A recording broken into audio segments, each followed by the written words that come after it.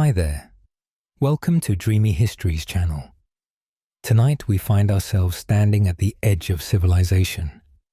Dust swirling around our boots, the smell of horse manure and opportunity thick in the air. You're clutching a worn leather bag containing everything you own, which isn't much, and staring at a ramshackle collection of buildings that someone generously calls a town. The year is 1873. And you've just arrived in the American frontier with dreams of fortune.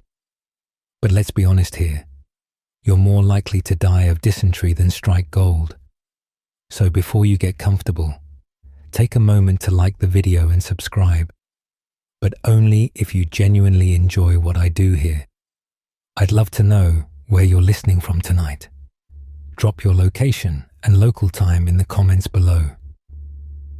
All right. Let's begin the story. You step off the stagecoach, and immediately your nostrils are assaulted by what can only be described as the perfume of progress.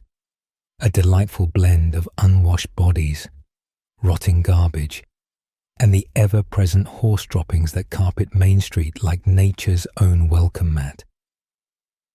The driver tosses your bag into the mud with all the care of someone who's seen too many hopeful souls arrive with grand plans only to leave in pine boxes. Welcome to Dodge City, or Tombstone, or any of a dozen other towns that sprouted from the prairie, like particularly aggressive mushrooms after rain. The first thing you notice, besides the stench, is that everyone seems to be armed.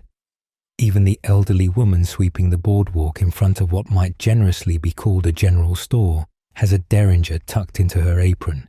You pat your own hip, suddenly very aware that the rusty Colt 45 you bought from a traveling salesman back east might not be the insurance policy you'd hoped for.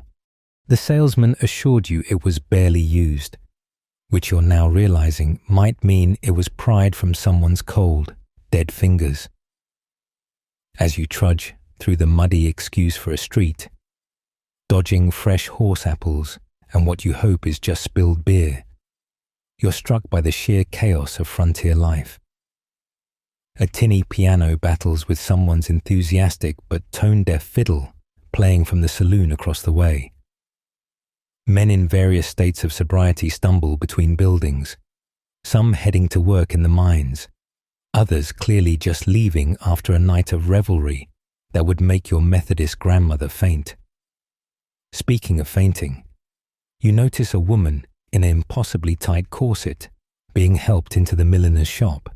Apparently, fashion knows no geographical boundaries, even when it defies all logic in 100-degree heat. The town itself is a study in architectural optimisms. Buildings lean against each other like drunken friends, their false fronts reaching skyward in a desperate attempt to look more impressive than they are. Most are thrown together from whatever materials were handy: wood if you're lucky, adobe if you're practical, and canvas if you're poor.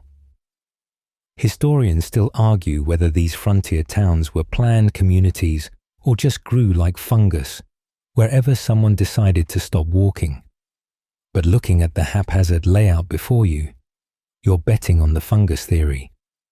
You dodge a suspicious puddle and nearly collide with a man who introduces himself as Dr. Thompson. The quotation marks around his title are almost audible. He sizes you up with the practiced eye of someone who's seen plenty of newcomers, then offers his services for when the frontier catches up with you. His medical bag clinks suspiciously, and you're pretty sure that's more whiskey bottles than medical instruments. But hey, considering frontier medicine often consisted of drink this and hope for the best, maybe he's just being practical. A Chinese launderer calls out from his shop, promising to make your clothes clean like new, which seems optimistic given that everything here appears to be permanently coated in a fine layer of dust that scientists in your century will probably name after some frontier disease. Still, you make a mental note. Clean clothes might be the difference between being taken seriously and being taken for everything you own. The sun beats down mercilessly, and you realize with growing concern that finding shelter before nightfall isn't just a comfort issue. It's a survival necessity. The romantic notion of sleeping under the stars loses its appeal when you remember that scorpions, rattlesnakes, and the occasional desperate outlaw also enjoy the great outdoors. Plus, there's the small matter of the temperature dropping 40 degrees once the sun goes down, turning the desert from frying pan to freezer faster than you can say, "I should have stayed in Philadelphia." As you stand there, trying to decide which establishment looks least likely to result in your premature demise, a grizzled old-timer spits tobacco juice dangerously close to your boots and offers some free advice. 3 things'll kill you out here: greenhorn, trusting the wrong people, drinking the wrong water, and thinking you're tougher than the desert, sometimes all 3 at once. He cackles at his own wisdom and wanders off, leaving you to ponder whether that was helpful guidance or just the ramblings of someone who spent too much time in the sun. You're beginning to understand that surviving the Wild West isn't just about quick draws and gold strikes. It's about navigating a complex social ecosystem where today's friend might be tomorrow's claim jumper, where law and order are more suggestions than rules, and where the line between civilization and chaos is drawn in shifting sand. But you're here now, for better or worse, and the frontier doesn't care about your second thoughts. The sun's getting lower now, painting the dusty street in shades of orange and blood, and you're acutely aware that your romantic notions about frontier sunsets are about to collide with the harsh reality of needing a roof over your head. You clutch your dwindling funds, $3 silver and some lint, and start evaluating your lodging options with the desperation of someone who's just realized that sleeping rough out here means potentially waking up as something's breakfast. The Grand Hotel looms before you, its pretentious name slapped on what's essentially a 2-story collection of splinters held together by hope and questionable carpentry. The proprietor, a woman whose corset seems to be doing most of the structural work of holding her together, eyes you like a hawk sizing up a particularly plump rabbit. $2 a night, she announces, breakfast included. The breakfast, you'll later discover, consists of beans that might have been edible during the Lincoln administration and coffee strong enough to dissolve horseshoes. But right now, you're doing the math and realizing that at this rate, you'll be broke in exactly 1.5 days. You excuse yourself politely. Frontier etiquette demands politeness right up until someone draws a gun, and continue your search. The boarding house next door offers more reasonable rates, but the suspicious stains on the walls and the sound of what might be either passionate lovemaking or murder coming from upstairs gives you pause. The proprietor, missing several teeth and most of his good judgment, offers to show you a room. You follow him upstairs that creak ominously, each step a gamble against structural integrity. The room he shows you is generous, if you consider a closet with delusions of grandeur a room. There's a bed that's seen better decades, a wash basin that's more rust than metal, and a window that's been helpfully boarded up to keep the riffraff out. When you point out that this also keeps the air out, he shrugs and mentions something about beggars and choosers. The mattress, when you cautiously press it, releases a cloud of dust and what you're pretty sure are several species of insect life. The man sees your expression and quickly adds, "Only 50 cents a night, and that includes protection from the McGinty gang." You don't ask why you'd need protection from the McGinty gang. Some knowledge is better left unacquired. Further down the street, you spot a hand-painted sign advertising Clean Beds and Christian Company. This establishment, run by a severe-looking woman, who introduces herself as Widow Morrison, seems promising until she launches into a lengthy list of house rules. No drinking, no smoking, no cursing, no spitting, no visitors after dark, no visitors before dark, no loud breathing, and absolutely no unnatural congress with the opposite sex. You're not entirely sure what constitutes natural congress in her book, but given her expression when she says it, you're guessing holding hands might be pushing it. The beds are indeed clean, but the atmosphere is roughly as welcoming as a funeral parlor. Plus, she insists on leading all boarders in prayer twice daily, which might interfere with your plans to spend most mornings sleeping off whatever happened the night before. You're starting to eye the livery stable speculatively when a Mexican man named Carlos approaches you. He's got kind eyes and a spectacular moustache that defies gravity. And he mentions his wife runs a small boarding house on the edge of town. Is clean, is quiet, and Maria, she makes the best tamales this side of the Rio Grande, he promises. Historians still argue whether the influx of Mexican families into frontier towns was primarily driven by economic opportunity or political upheaval. But right now, you're just grateful someone's offering hospitality that doesn't come with bedbugs or Bible study.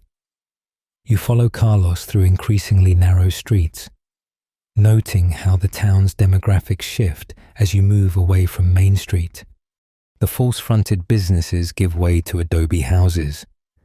The English signs are replaced with Spanish, and the smell of cooking food actually makes your stomach growl with anticipation rather than dread.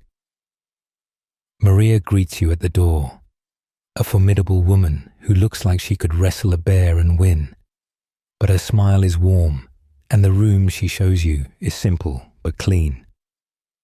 Here's the thing about frontier lodging that nobody mentions in the dime novels.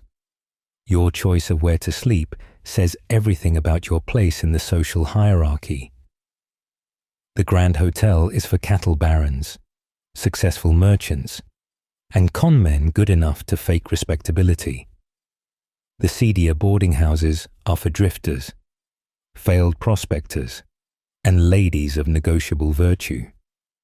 The Christian boarding house is for temperance advocates and people hiding from their past. And places like Maria's, they're for people smart enough to realize that sometimes the best survival strategy is finding folks who know how to make do with little and are willing to share what they have.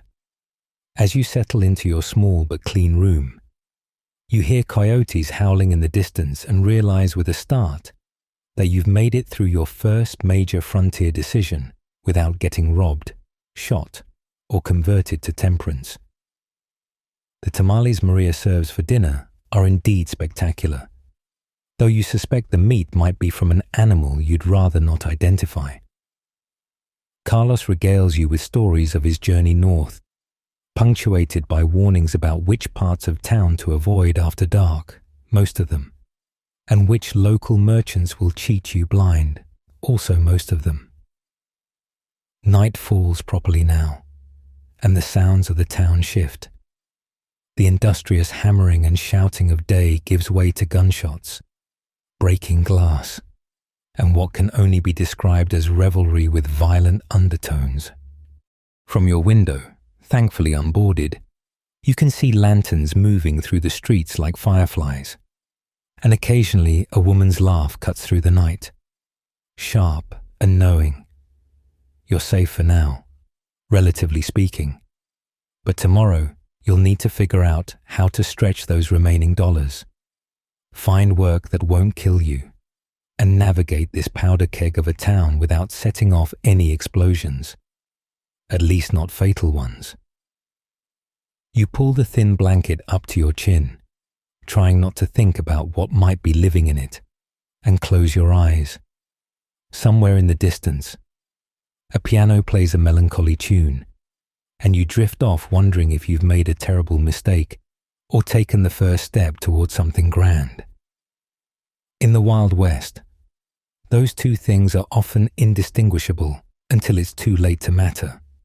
Dawn breaks with all the subtlety of a drunken miner falling downstairs, and you're immediately reminded that your romantic notions about frontier life didn't account for roosters that apparently believe their job is to wake the dead. You stumble out of bed, noting that your back has developed new and interesting pains from the mattress that's apparently stuffed with what feels like rejected railroad spikes, and make your way to the wash basin. The water is tepid and tastes faintly of rust and regret, but it's wet, and that's what counts out here.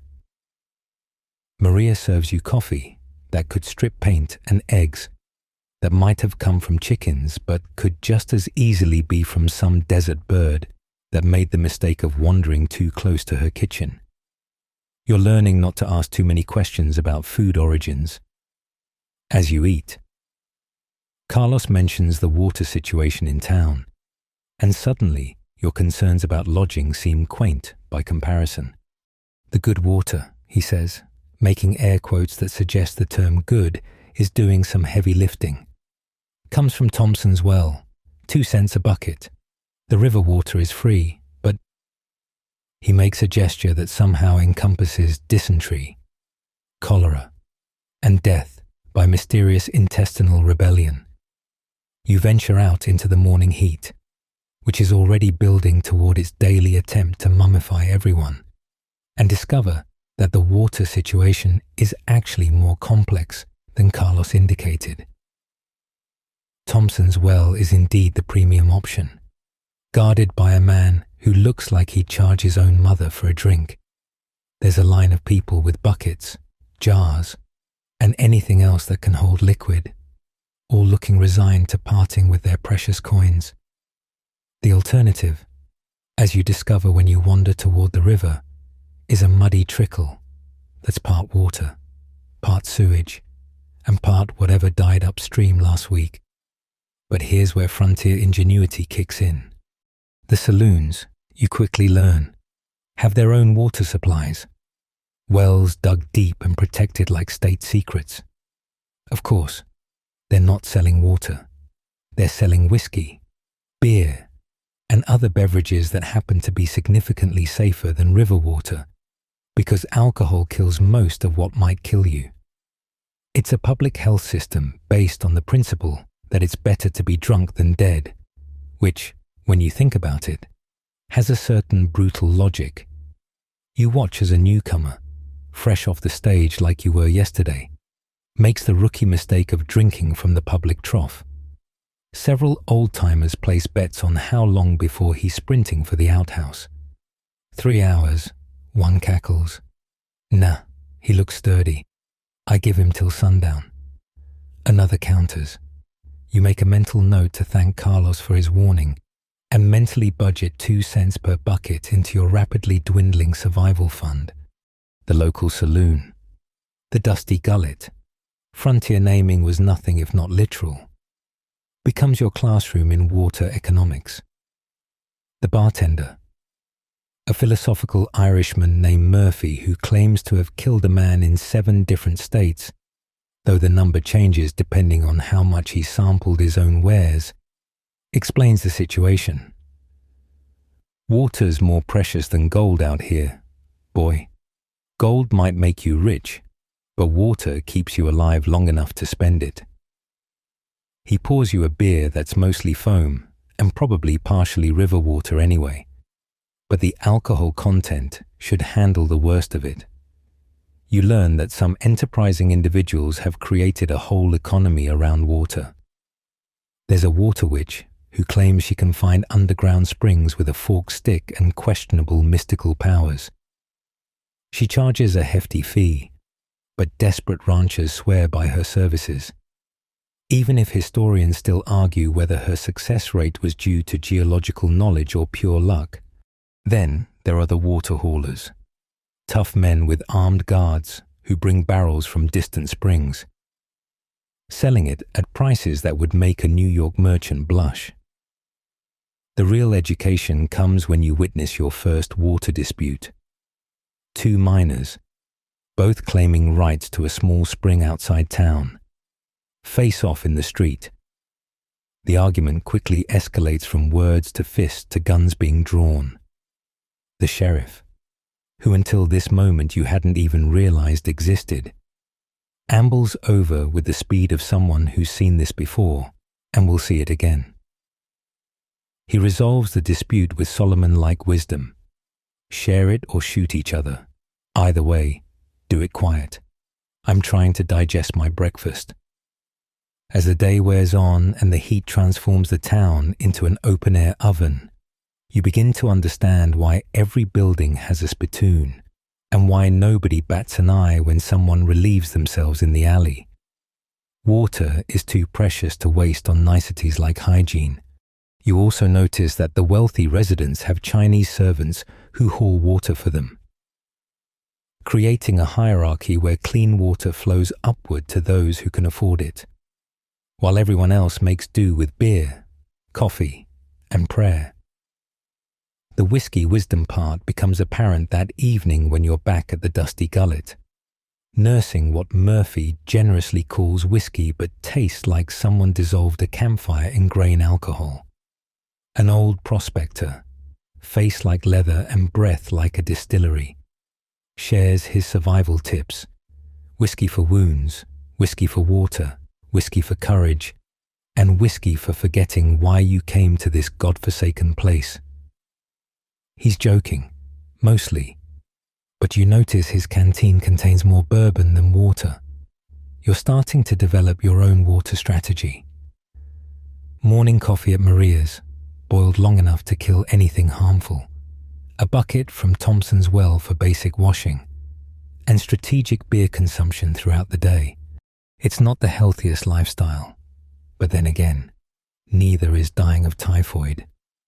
You've even learned to identify the telltale signs of bad water victims: the greenish pallor, the frequent sprints to the privy, the hollow-eyed look of someone who's learned that the frontier doesn't care about your intestinal comfort.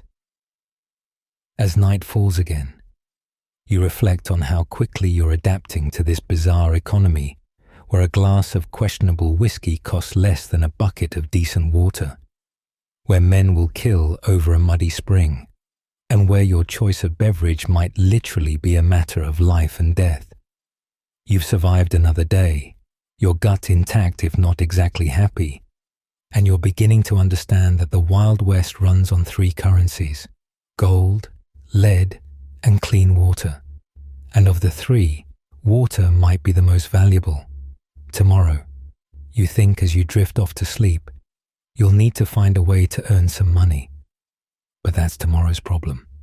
Tonight, you're just grateful you haven't joined the ranks of the desperately sprinting, and that Maria's boiled coffee will be waiting in the morning. You're 3 days into your frontier adventure, and the romantic sheen has worn off faster than cheap paint in desert sun. Your funds are down to $1 and some change. Your stomach is in full revolt from the combination of questionable food and strategic alcohol consumption. And you're starting to realize that making friends in this town might be the difference between thriving and becoming another cautionary tale told over whiskey shots. The problem is figuring out which potential friends will help you survive and which will help you into an early grave.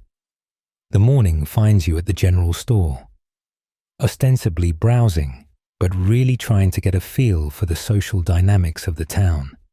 The proprietor, a German immigrant named Heinrich, who speaks English like he's chewing nails, watches you with the suspicious eye of someone who's seen too many broke drifters fingering his merchandise. You're examining a sad display of canned goods when the door bangs open and in walks trouble wearing spurs. 3 men enter, and the temperature in the room somehow drops despite the blazing heat outside. The leader is exactly what you'd expect from a dime novel villain: black hat, cold eyes, and a smile that suggests he finds other people's misfortune personally entertaining.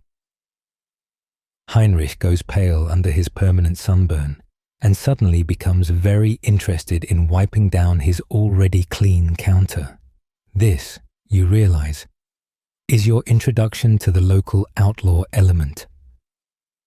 "Morning, Heinrich," the leader drawls, helping himself to a handful of jerky without any intention of paying. "Heard you got a shipment from St. Louis. Hope you remembered our arrangement." Heinrich mumbles something in German that probably isn't complimentary, but hands over a small bag that clinks with the sound of coins. Protection money, you realize. The old tradition of paying people not to burn down your livelihood. The outlaw's eyes land on you, and you experience that special frontier moment where you're not sure if you're about to make a friend or need a funeral. "New in town?" he asks, though it's clearly not a question. You nod, trying to project just the right balance of not worth robbing and not so pathetic you deserve to be shot on principle. He looks you up and down, then laughs. "Word of advice, greenhorn. This town's got two kinds of people. Those who pay the Garrett gang for protection, and those who need protection from the Garrett gang. Choose wisely." After they leave, Heinrich visibly deflates. "It's not so bad," he tells you, though his expression suggests otherwise. They take their cut, but they keep the really bad ones away. "Last year, before Garrett, we had the Morrison boys. They burned down half the town because the saloon watered their whiskey. This, apparently, is frontier logic, paying organized criminals to protect you from disorganized ones." You're pondering this new information when another character enters your orbit. A woman in men's clothing with a rifle slung over her shoulder and the kind of confidence that suggests she knows how to use it. She introduces herself as Kate Wildcat Watson, and you immediately understand the nickname. She's got scars on her knuckles and a look in her eye that suggests she's seen things that would make your worst nightmares seem like pleasant dreams. "You look lost, tenderfeet," she says, and somehow makes it sound almost friendly. "Let me guess. Came out here to strike it rich, running low on funds, trying to figure out who to trust." Your expression must confirm her assessment because she laughs. "Come on, I'll buy you a drink. I'll..." Consider it an investment in not watching another fool die from terminal stupidity. The saloon at 10 in the morning is a different beast than at night. It's quieter, populated by serious drinkers, failed prospectors, and people conducting business best kept out of daylight. Kate commandeers a corner table and signals for 2 whiskeys. "First rule of survival," she says, downing her shot like it's water, "is knowing the difference between outlaws who'll rob you and leave you breathing, and those who'll rob you and leave you bleeding." She proceeds to give you a primer on the local criminal ecosystem. The Garrett gang runs protection rackets, but generally leave civilians alone if they pay up. The Hernandez brothers specialize in cattle rustling, but have been known to branch out into general mayhem when bored. There's a lone wolf named Cherokee Bill who robs stagecoaches but has a soft spot for widows and orphans. And then there's the really dangerous ones, the ones who kill for sport rather than profit. But here's the thing, Kate continues, pouring another round. Sometimes the outlaws are more trustworthy than the so-called lawmen. Sheriff Thompson? She spits, actually spits on the floor. He'd sell his own mother to the Apaches if the price was right. And Judge Carter only sobers up long enough to hang whoever can't afford a bribe. You're starting to understand that frontier morality operates on a sliding scale, where today's outlaw might be tomorrow's sheriff, and vice versa. Kate tells you about her own journey. Came out as a school teacher, ended up learning to shoot after her school was burned down in a range war.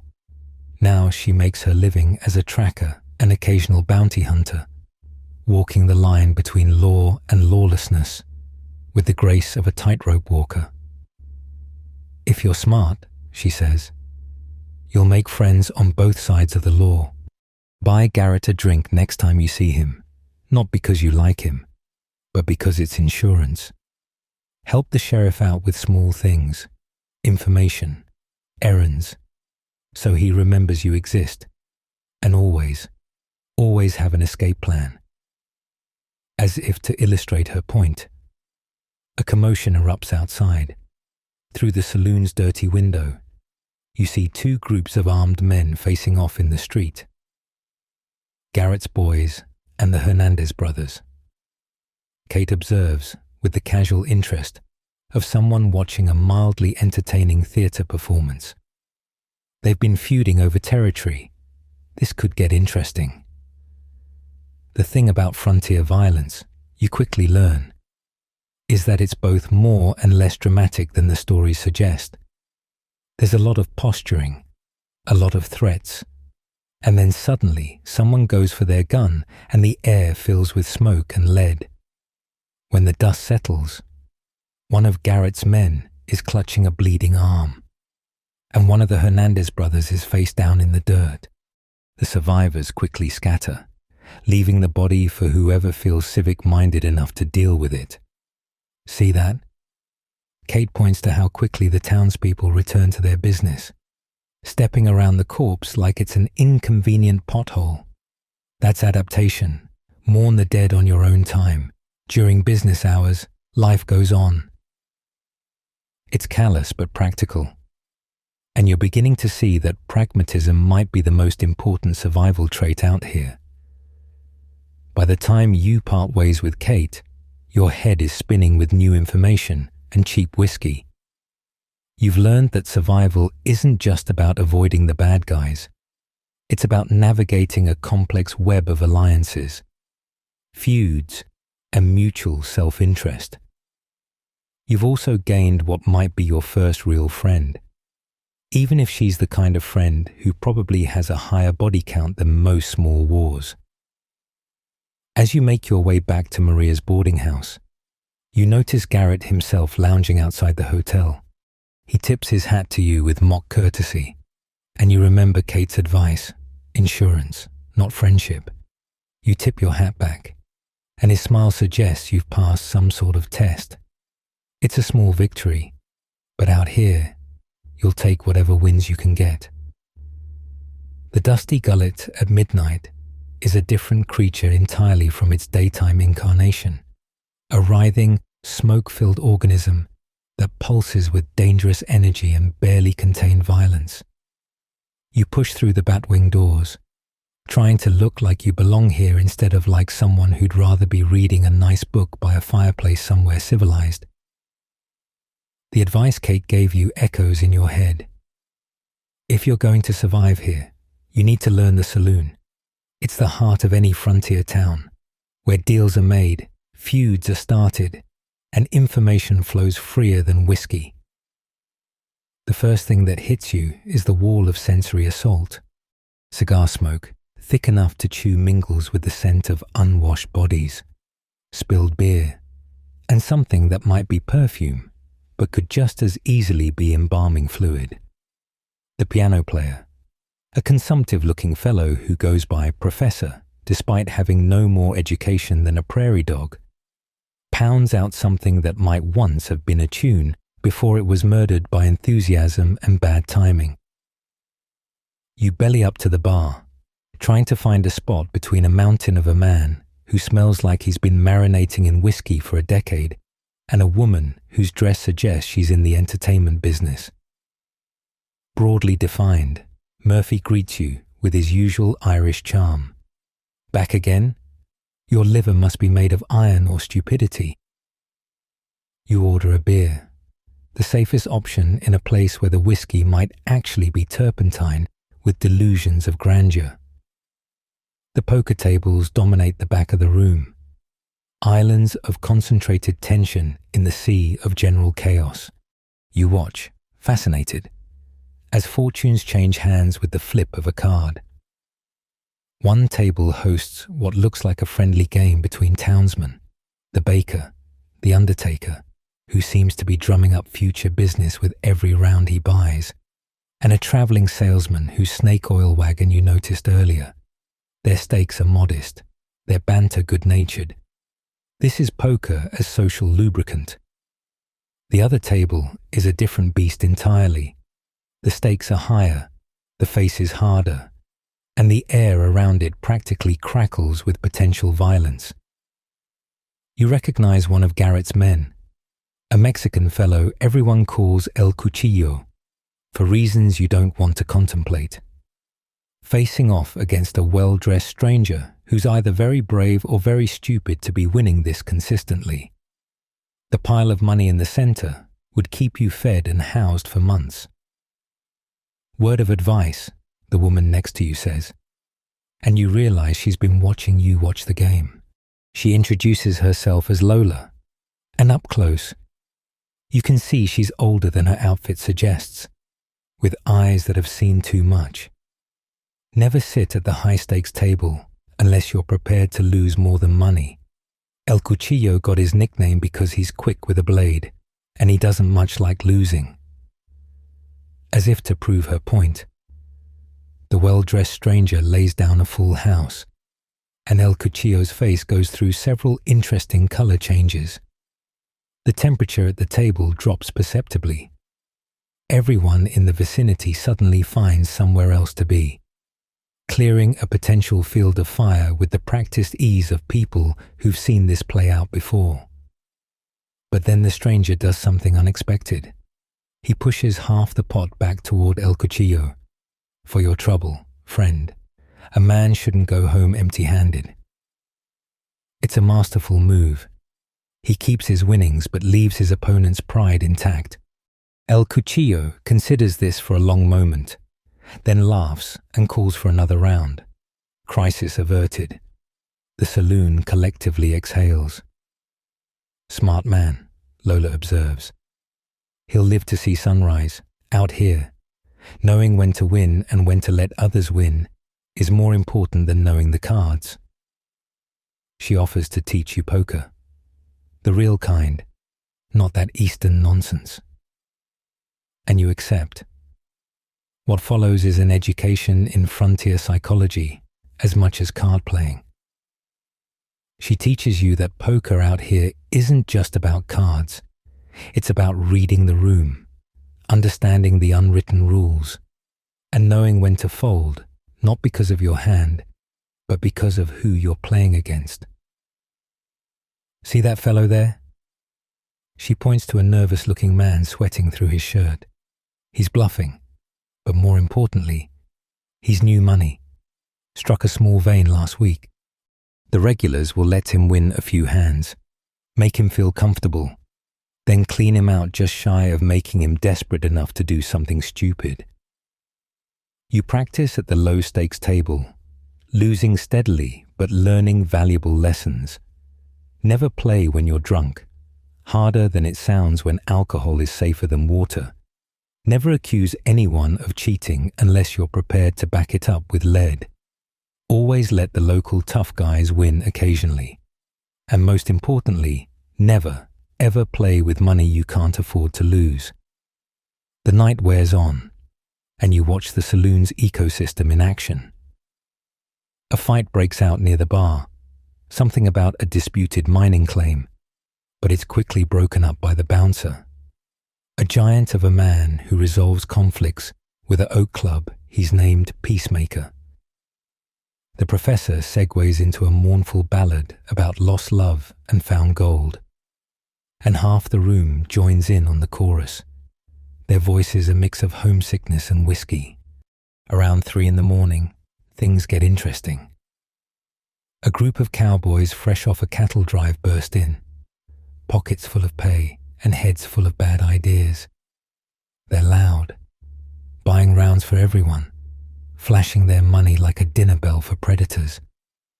Within minutes, every card-sharp working girl and con artist in the place has zeroed in on them like wolves scenting sheep. You watch one cowboy, no older than yourself, get drawn into a game with a professional gambler known as Diamond Jim. Though the diamonds are as fake as his smile, the cowboy's pile of money shrinks with each hand, his face growing more desperate. You want to warn him, but Lola's hand on your arm stops you. "Let him learn," she says quietly. "Interference in another man's education is a shooting offence out here." By dawn, the cowboys are broke. Several patrons are passed out in various corners, and you've managed to actually win a small pot, mostly because your opponents were too drunk to remember what game they were playing. As you count your meager winnings, enough for another day's survival, you realize you've learned more about frontier life in one night than in all your previous days combined. The saloon, you now understand, is where the real business of the frontier happens. It's courtroom, bank, social club, and battleground all rolled into one. Master its rules, and you might just survive. Ignore them, and you'll end up like that cowboy, stumbling out into the dawn with empty pockets and hard-won wisdom.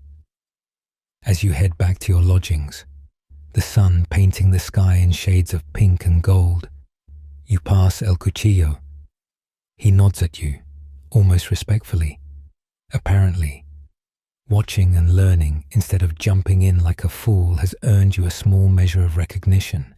It's not much, but out here, not being seen as an easy mark is its own victory. The fever hits you like a runaway stagecoach on your 5th morning in town. Not the violent frontier fever that turns your insides to liquid and your brain to mush. You've been careful about the water, but the other kind, gold fever, mining fever, the particular madness that drives otherwise sensible people to dig holes in the ground until they strike it rich or, more commonly, just strike out. It starts innocently enough. You're in Heinrich's store, counting your remaining coins and trying to decide between beans and coffee, the eternal frontier dilemma. When a prospector staggers in, he's got the look, wild eyes, clothes held together by dirt and determination, and hands that shake with either exhaustion or excitement. He slaps a nugget on the counter that gleams dull yellow in the morning light. "Need supplies," he croaks. "Found a vein, a real one this time." Heinrich examines the nugget with the practiced eye of someone who's seen 1,000 desperate men claim they've found the mother lode. But this time, his eyebrows rise. "Mein Gott," he whispers. "This is good gold, very good." The prospector grins, revealing teeth that haven't seen attention since the Buchanan administration. And suddenly, the store fills with the electric energy of possibility. Within an hour, the news has spread through town like wildfire through dry grass. The prospector, his name is Josiah, though everyone calls him Crazy Joe for his habit of talking to rocks, has found gold in Skeleton Canyon, just 6 miles north. By noon, half the town is making plans to head out at first light. The other half is making plans to sell supplies to the first half at wildly inflated prices. You find yourself caught up in the madness. Your practical mind knows the statistics. For every man who strikes it rich, 100 die broke and broken. But your empty pockets and emptier prospects make the gamble seem worth it. Plus, there's something intoxicating about the possibility, the what if, that hangs in the air like perfume at a fancy ball. Kate finds you at the saloon, where you're nursing a beer and listening to increasingly wild tales of previous gold strikes. "So you've caught it too," she says, not really asking. "The fever. I can see it in your eyes, that glassy look that says common sense has left the building." She sits down and signals Murphy for whiskey. "Let me tell you about gold mining, tenderfoot. It's back-breaking work that'll age you 10 years in 10 months, if it doesn't kill you first." But even her warnings can't completely dampen your enthusiasm. She sighs and offers to help you prepare. "If you're going to be a fool, at least be a prepared fool." What follows is a crash course in prospecting reality. First, you need equipment: pick, shovel, pan, and enough supplies to last weeks in the wilderness. The cost makes your eyes water.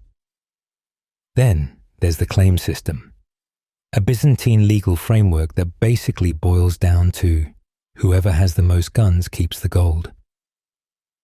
You spend your poker winnings and most of your remaining funds on basic equipment from Heinrich, who's raised his prices 50% overnight. Supply and demand, he says with an apologetic shrug that suggests he's not sorry at all. A pickaxe that would cost $2 in St. Louis runs you $5. A gold pan, essentially a metal dish, costs more than a week's lodging. You're beginning to understand the real truth of gold rushes. The people who get rich are usually the ones selling shovels. The next morning, you join the exodus heading to Skeleton Canyon.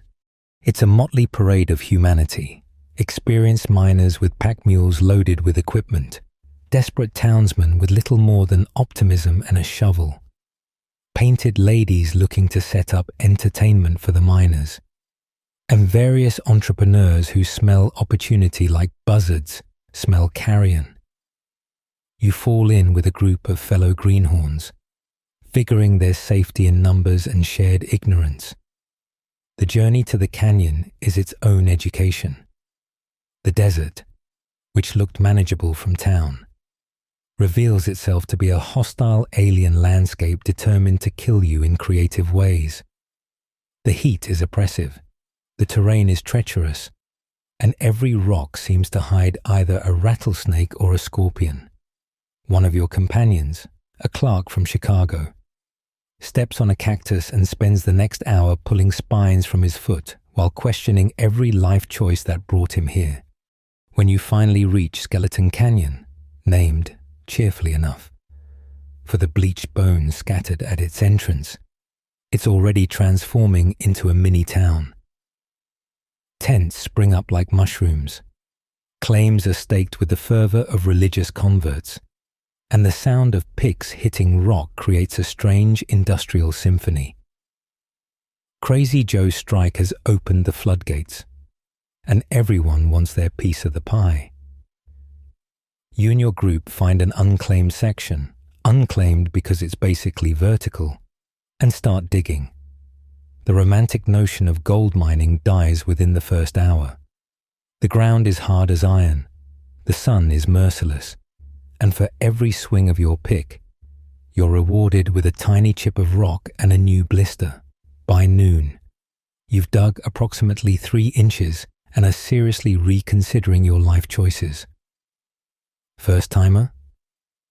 An old miner watches you with amusement. He's got skin like leather and eyes that have seen too many broken dreams. You're doing it all wrong. Gold doesn't just sit there waiting for you like a patient woman. You got to read the rock, understand the geology.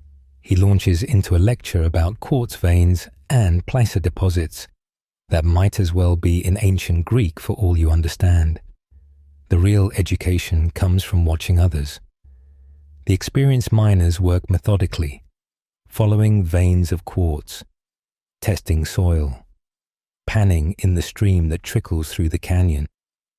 The amateurs, like yourself, dig random holes with the strategy of blind squirrels hoping for nuts.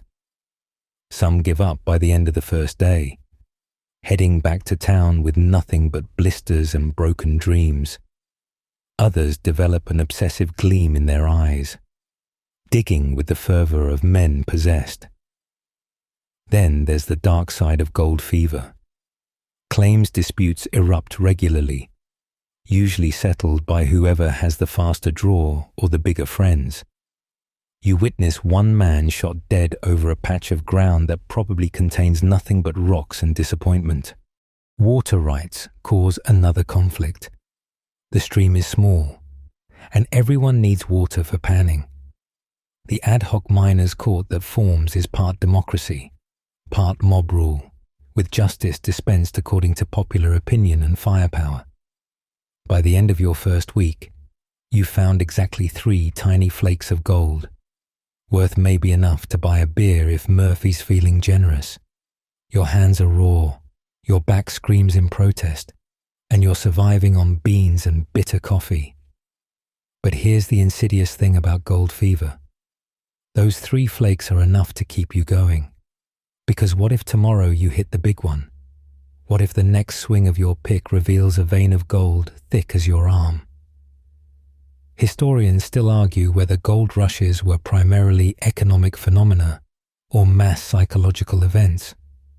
But living through one, you understand it's both. It's the lottery mentality writ large, the American dream distilled into its purest and most dangerous form. You watch men work themselves to exhaustion, spend their last dollar on another day's supplies, ignore obvious signs that their claim is worthless, all for the possibility of instant wealth. You're starting to suspect that the real gold in these hills has already been found, by Heinrich selling overpriced supplies, by the saloon owners serving watered whiskey to thirsty miners, by the working girls who charge a day's wages for an hour's comfort.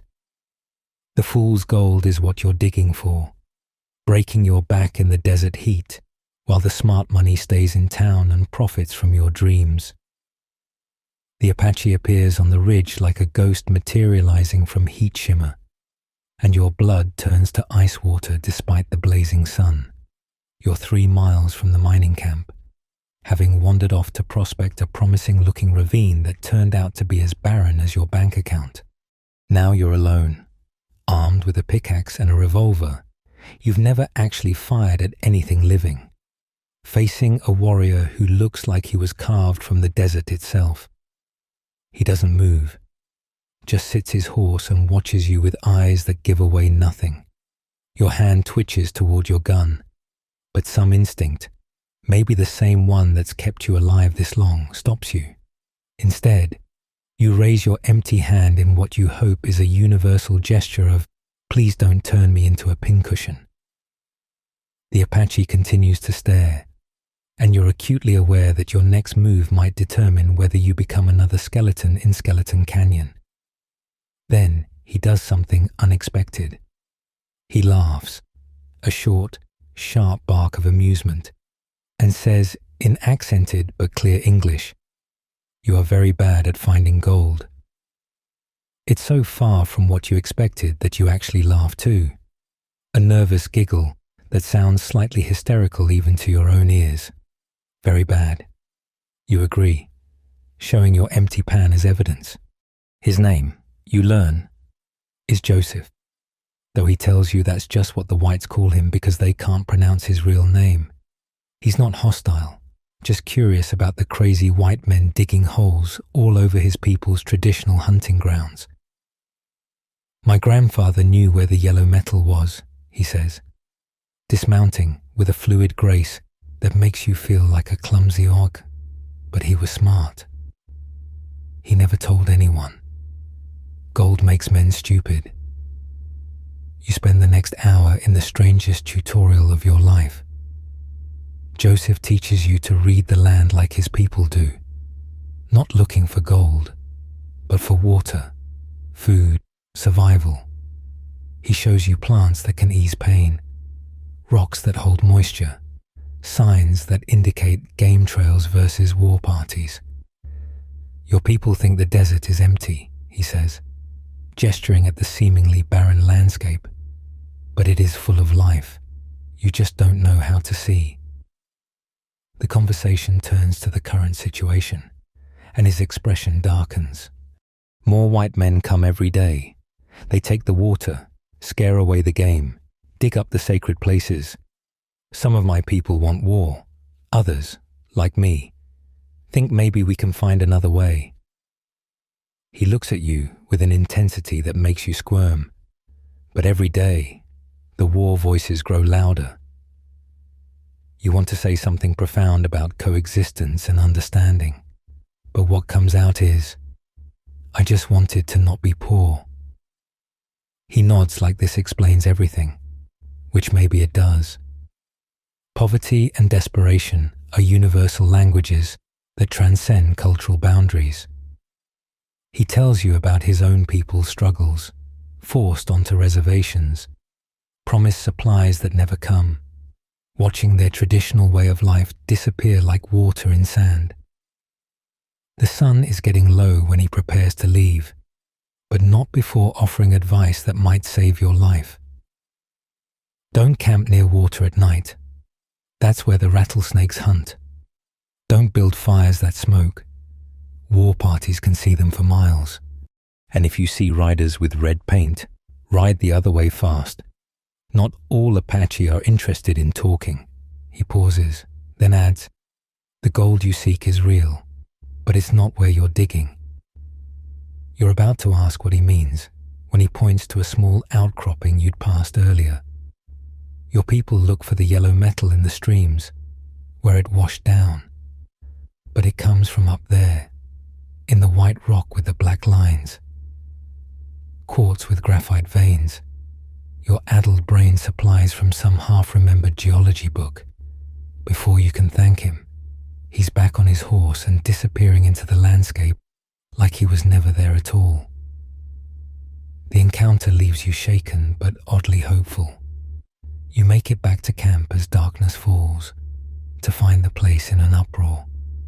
A family of Mexican settlers has arrived, fleeing conflict in Sonora, and the American miners are split between those who want them gone and those who see potential customers for goods and services. The argument is getting heated, with racial slurs flying like bullets and hands hovering near guns.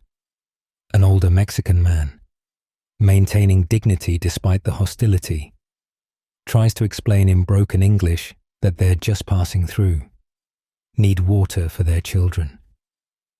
You watch the ugly face of frontier prejudice rear its head as miners complain about foreigners taking American gold, apparently oblivious to the irony that they're on land that was Mexican until about 20 years ago, and Apache for centuries before that. Kate appears at your elbow. She's taken to checking on your diggings occasionally, mostly to mock your technique. Going to get ugly, she observes. Nothing brings out the worst in men like fear and greed mixed together. She's right. Someone throws a rock, someone else pulls a gun, and suddenly everyone's choosing sides based on nothing more than skin color and accent. That's when you remember Joseph's words about finding another way. Before you can talk yourself out of it, you step forward and loudly announce that you found traces of gold in the outcropping to the east, the one Joseph pointed out. It's like dropping a match in gunpowder. The mob's attention swivels from the Mexican family to you, greed temporarily overwhelming prejudice. Show us, someone demands, and you lead a group to the outcropping, praying that Joseph wasn't pulling your leg. In the fading light, you can barely see the geological features he described, but you point them out with confidence you don't feel. Someone produces a hammer, cracks open a piece of the quartz, and sure enough, thin veins of gold gleam in the lamplight. The camp erupts. Half the miners immediately start staking claims around the outcropping. The other half run for their tools. In the chaos, the Mexican family quietly waters their animals and disappears into the night. You've potentially started a new gold rush, but you've also diffused a situation that could have ended in bloodshed. Kate claps you on the back. Well played, tenderfoot, though you might have just given away a fortune. You think about Joseph, about the Mexican family, about the complex web of peoples trying to survive in this harsh land. The frontier, you're learning, isn't just about Americans pushing west.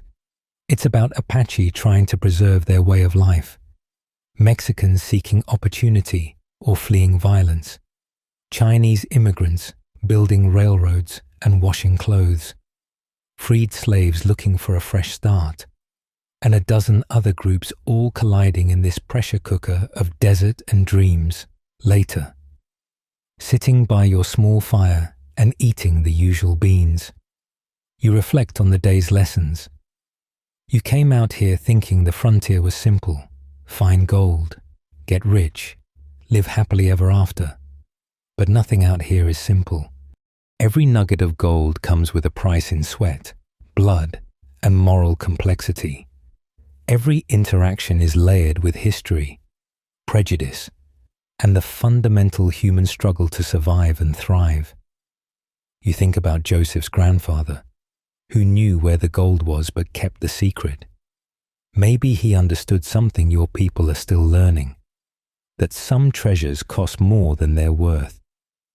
But you also think about that Mexican family, probably still walking through the dangerous night, and feel a small pride that your frontier education included a lesson in basic humanity. Tomorrow you'll check out that outcropping properly. See if Joseph's tip was genuine or just his way of creating chaos among the invaders.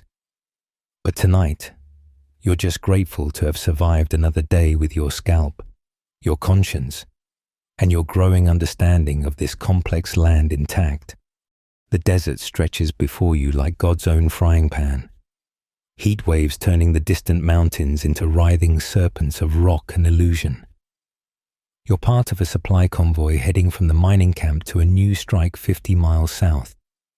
And what seemed like easy money, $10 to help guard the wagons, is rapidly revealing itself as a masterclass in how the frontier tries to kill you when bullets aren't available.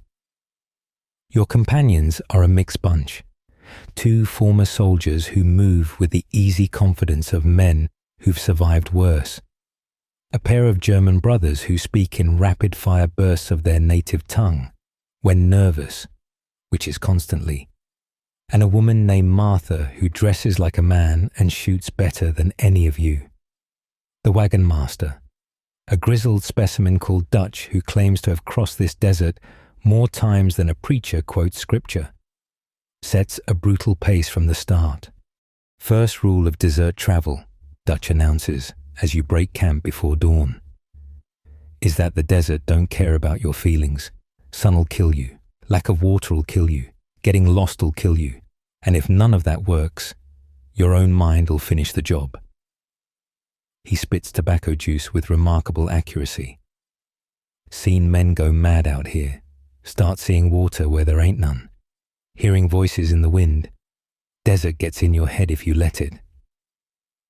By midday, you understand what he means. The sun isn't just hot. It's a malevolent presence that seems to personally hate you. Your clothes are soaked with sweat that evaporates instantly, leaving salt crusts that chafe with every movement. Your lips crack despite the bandana you keep moistened and pressed against them. And the landscape plays tricks that would be fascinating if they weren't so potentially deadly. That lake in the distance. Mirage. That rock formation that looks exactly like the one you passed an hour ago. Probably is, because you're going in circles. The German brothers are the first to show signs of what Dutch calls prairie madness. They start arguing about whether they're heading south or southwest, their voices rising with each exchange. When one pulls a knife, Martha ends the debate by firing her rifle into the air.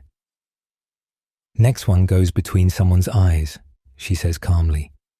Desert's trying to kill us enough without us helping it along. You're learning that desert survival is as much mental as physical. The monotony is crushing, step after step, through sand and rock. The scenery unchanging, the sun relentless. Your mind starts playing tricks. You could swear you hear your mother calling your name, smell bread baking, see buildings shimmer into existence only to dissolve as you approach. One of the soldiers, a steady man named Collins who fought at Gettysburg, suddenly stops and stares at empty air. There's a river, he says with absolute conviction. Right there, can't you hear it? It takes 3 of you to stop him from walking off into the wasteland, chasing water that exists only in his heat-addled brain. Dutch doses him with whiskey. Sometimes you got to poison a man a little to save him from himself, and ties him to a wagon until his mind clears.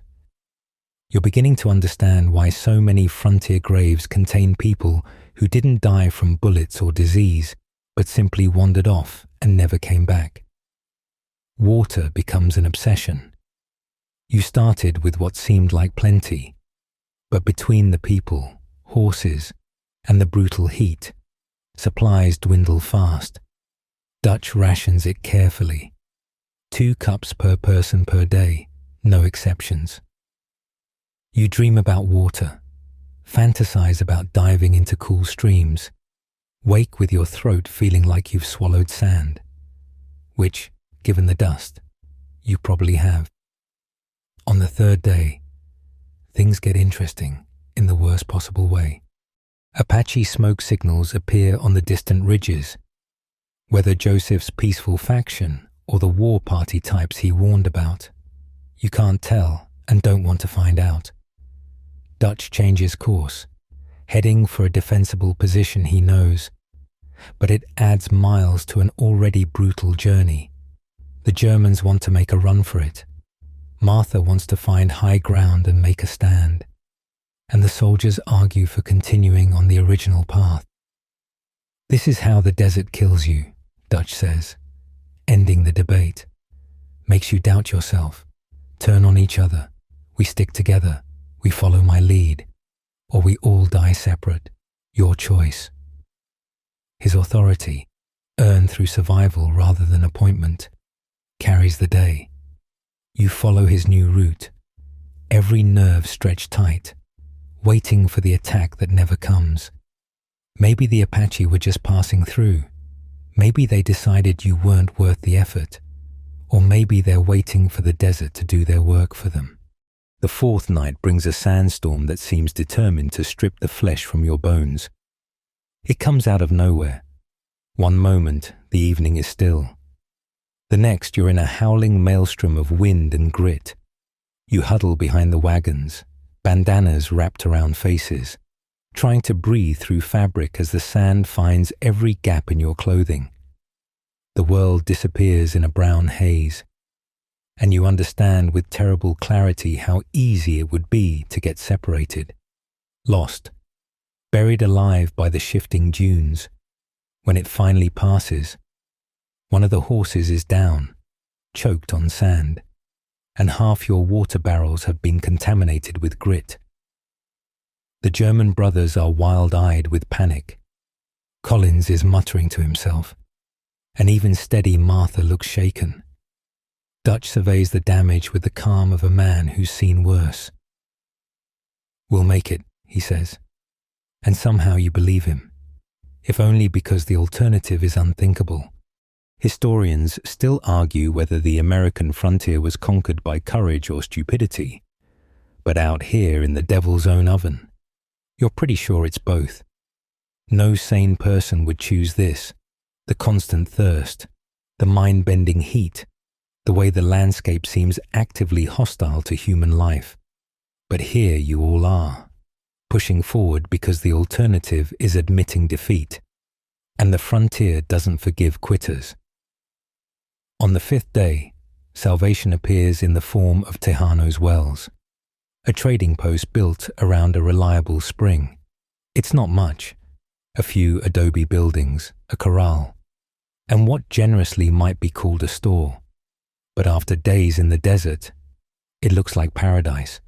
The proprietor, a Mexican woman old enough to have seen the conquistadors, charges outrageous prices for everything, but nobody complains. Water has never tasted so sweet. Even if it does cost $1 a bucket, you collapse in whatever shade you can find, muscles trembling with exhaustion, mind still partially convinced this is another mirage. The journey isn't over. You're only halfway to your destination, but you've survived the worst of it. More importantly, you've learned lessons that no amount of Eastern education could have taught. The desert doesn't care about your plans, your background, or your dreams. It judges everyone equally and harshly. Survive it, and you've earned a hardness that will serve you well in this unforgiving land. Dutch finds you later, offers a drink from his private flask. Good whiskey, not the rot gut everyone else gets. You did good, Greenhorn, he says. Didn't panic, didn't complain more than necessary. Helped with Collins when he went desert simple. You might just make it out here after all. It's high praise from a man who's seen hundreds of would-be frontiersmen become permanent residents of unmarked graves. As the sun sets, painting the desert in shades of blood and gold, you reflect on the journey. You've been tested by heat, thirst, fear, and the peculiar madness that comes from too much emptiness. You've seen how quickly civilization's veneer strips away when survival's at stake, but also how people can pull together when the alternative is dying alone. The desert has tried to break you and failed, barely, and that failure has made you stronger. Tomorrow you'll continue south, face whatever new challenges the frontier throws at you. But tonight, you're content to sit in the shade, drink water like it's fine wine, and appreciate the simple victory of still being alive. In the Wild West, sometimes that's achievement enough. The arrow catches you in the left shoulder as you're reaching for your morning coffee, which seems like adding insult to injury. A man should at least get to finish his caffeine before dealing with violence. You topple backward off the log you're sitting on, hot coffee splashing everywhere, and for a moment you just lie there thinking this is a really stupid way to die. Then the pain hits like someone's driving a railroad spike through your shoulder, and theoretical concerns about dignity become very practical concerns about not screaming loud enough to attract more arrows. Don't move. Martha's already returning fire while Dutch drags you behind the wagon. That's a Comanche arrow, not Apache. See the fletching? Damn it, we're in the wrong tribe's territory. This distinction seems largely academic when you've got 2 feet of wood sticking out of your body. But apparently, frontier warfare has its own complex etiquette. The attack is brief but vicious. Your group's rifles versus their bows should be no contest. But the Comanches know the terrain and use it brilliantly. By the time they withdraw, more due to achieved objectives than defeat, they've gotten 2 horses, a barrel of supplies, and left you with an arrow that's making every breath feel like drowning in fire. Collins took a grazing shot to the thigh, and one of the German brothers has a nasty gash from a war club, but you won the unfortunate lottery of medical emergencies. Dutch examines your wound with the bedside manner of a man evaluating damaged cargo. Arrow's got to come out, he announces, which you'd figured out yourself. Thanks. Good news is, it didn't hit anything immediately fatal. Bad news is, we're 50 miles from anything resembling a doctor. An infection kills more men out here than bullets. He produces a bottle of whiskey. Drink half of this. What's the other half for? You manage to ask. Pouring on the wound. Waste of good whiskey, but better than gangrene. What follows is an education in frontier medicine that you could have happily lived without. Martha holds you down while Dutch debates with the soldiers about whether to push the arrow through or pull it back. The German brothers offer helpful suggestions in increasingly frantic German. Everyone has an opinion based on their uncle's cousin's friend who survived something similar. Maybe, if the story wasn't completely made up. Finally, Dutch makes the call. Pushing through, cleaner exit, less damage. He looks at you almost apologetically. This is going to hurt like hell multiplied by damnation. Bite on this. He hands you a piece of leather that's seen better days and probably worse mouths.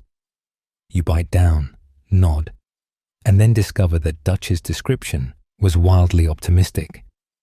The pain is transcendent, the kind that makes you understand why religions were invented. You need to believe in something better than this. The arrow shaft moves through muscle and tissue with a wet, grinding sound you'll hear in nightmares forever. Your vision goes white, then black, then a concerning shade of purple. Someone is screaming, and you're embarrassed to realize it's you. Leather strap, or no leather strap. When you come back to yourself, the arrow is out. Your shoulder is wrapped in what might generously be called bandages, but look more like torn shirt strips. And everything hurts with a persistence that suggests it's not planning to stop anytime soon. Dutch forces more whiskey down your throat. You passed out, probably for the best. Martha stitched you up with thread from her sewing kit. It ain't pretty, but it'll hold if you don't do anything stupid. Define stupid, you croak. Breathing too hard, moving, existing in general. The next few days are a blur of pain, fever, and makeshift treatments that would horrify any medical professional east of the Mississippi. Your wound is cleaned with whiskey, cactus juice that burns like acid, and something Martha swears by that smells like rotted vegetables, but might just be rotted vegetables. The German brothers contribute a poultice made from desert plants, learned from an old Indian woman who was either a renowned healer or just enjoyed watching white people suffer. The fever hits on day 2, turning the desert heat into a personal furnace. You drift in and out of consciousness, dreaming of ice and snow and your mother's cool hand on your forehead. At one point, you're convinced you're back in school, trying to explain to your Latin teacher why you haven't conjugated your verbs properly. Because I got shot with an arrow doesn't seem to be an acceptable excuse. Even in fever dreams, Martha force feeds you broth made from whatever stringy meat Dutch managed to shoot. Prairie chicken, she claims, though it tastes more like prairie boot. She also shares her personal remedy, a foul-smelling tea brewed from plants she gathered. Learned it from a medicine woman in Texas. Tastes like death but keeps death away. The logic is questionable, but you're in no position to argue. Collins, dealing with his own injury, shares war stories to distract you. Got shot 3 times at Antietam, he says. Field surgeon was a butcher who'd been a butcher before the war. Still had the same approach to his work. You're lucky it's just your shoulder. Seen men lose limbs to wounds that started smaller than yours. This is presumably meant to be comforting. On day 4, the wound starts showing signs that make Dutch frown. The edges are red and angry. There's a smell that isn't quite right, and you're pretty sure wounds aren't supposed to leak that color. Infection setting in, he diagnoses. We need to do something drastic or you'll lose the arm, maybe more. The something drastic turns out to be gunpowder. Old mountain man trick, Dutch explains, as he pours black powder directly into your wound. Going to light it burns out the infection, sometimes. The sometimes isn't reassuring, but neither is the alternative. Martha gives you a stick to bite this time. Apparently, you damage the leather, and the German brothers hold your legs. The gunpowder ignition is a new kind of pain, sharp and bright and mercifully brief. It smells like war and burning meat, which makes sense because that's essentially what it is. You don't pass out this time, which might be worse. But when Dutch examines the wound after, he nods approvingly. Got the rot, probably. We'll know in a day or 2 if you're keeping the arm. Historians still argue whether frontier medicine was revolutionary improvisation or dangerous quackery. But lying there with your shoulder smelling like a battlefield, you understand it's both. These people are keeping you alive with whatever's at hand, combining folk wisdom, military experience, and pure guesswork. There's no medical textbook for arrow removal in hostile territory with limited supplies, so they're writing their own. The fever breaks on day 5, leaving you weak but lucid. Your shoulder still feels like someone's using it for anvil practice, but the infection seems to be retreating. Dutch declares you'll probably keep the arm, though it might not work quite right ever again. Martha helps you fashion a sling from spare cloth. The German brothers offer you schnapps they've been hoarding, which either means they think you're going to make it, or they figure you won't need it much longer. By the time you reach the next settlement, you can sit up in the wagon without immediately wanting to die. The local sawbones, because of course that's what they call him, examines Dutch and Martha's field surgery with professional interest. Crude but effective, he pronounces. Gunpowder cauterization, alcohol sterilization, cactus poultice for the fever. You're lucky you had people who knew what they were doing. You look at your mismatched team of frontier medics and realize that yes, against all odds, they did know what they were doing. The doctor restitches your wound properly, gives you laudanum for the pain, and charges you most of your remaining money. But you're alive, you've got both arms, and you've learned that frontier medicine is equal parts skill, luck, and sheer stubborn refusal to die. Your shoulder will ache for the rest of your life, especially before storms, but it's a small price for an education in survival. As you lie in an actual bed for the first time in weeks, doped up on laudanum and gratitude, you think about writing home. How do you explain that you got shot, treated with gunpowder and cactus juice, and survived thanks to a woman who shoots like Annie Oakley and a wagon master who learned medicine from mountain men? You don't.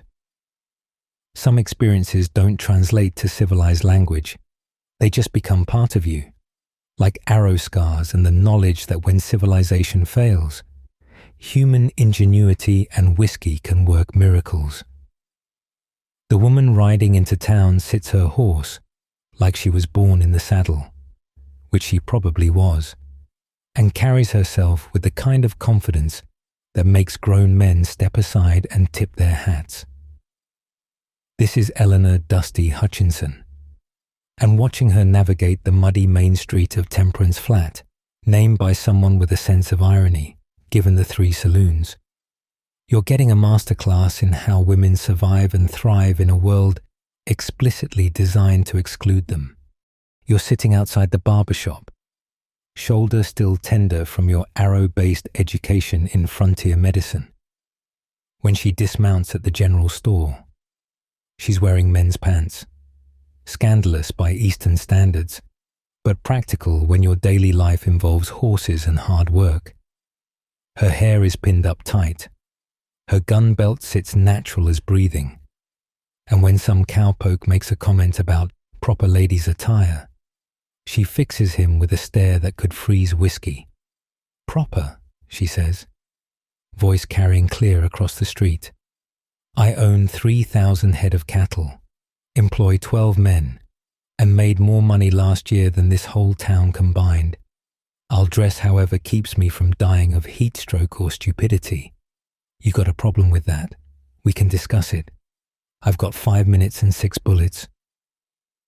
The cowpoke suddenly finds urgent business elsewhere. You end up sharing a table with her at the least disreputable saloon, partly because she's the most interesting person you've met in weeks, and partly because she invites herself to sit down.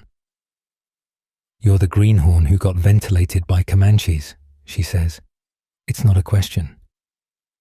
Heard Dutch patched you up with gunpowder and prayer. Good man. Dutch. Terrible card player, but knows his way around field medicine.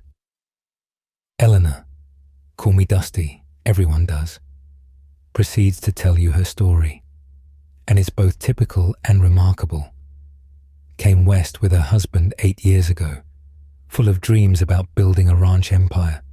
He died 2 years later, thrown from a horse, leaving her with 100 cattle, massive debts, and a choice. Could have sold out, gone back east, found another husband. That's what everyone expected. Instead, I learned to castrate bulls, break horses, and negotiate with buyers who thought a woman's brain couldn't handle numbers bigger than a grocery list. She signals for whiskey, and Murphy serves her without the usual commentary he reserves for women who drink spirits. You suspect this is because Dusty once shot a man's hat off his head for suggesting she should order something more ladylike. The story has improved with telling. Some versions have her shooting the buttons off his vest, but the message was clear. Dusty Hutchinson is not to be trifled with. Here's what you need to understand about women out here, she says, pouring drinks with a steady hand. We're either invisible or too visible. No in between. If you're a respectable widow or wife, you're invisible, just part of the scenery, like a particularly useful piece of furniture.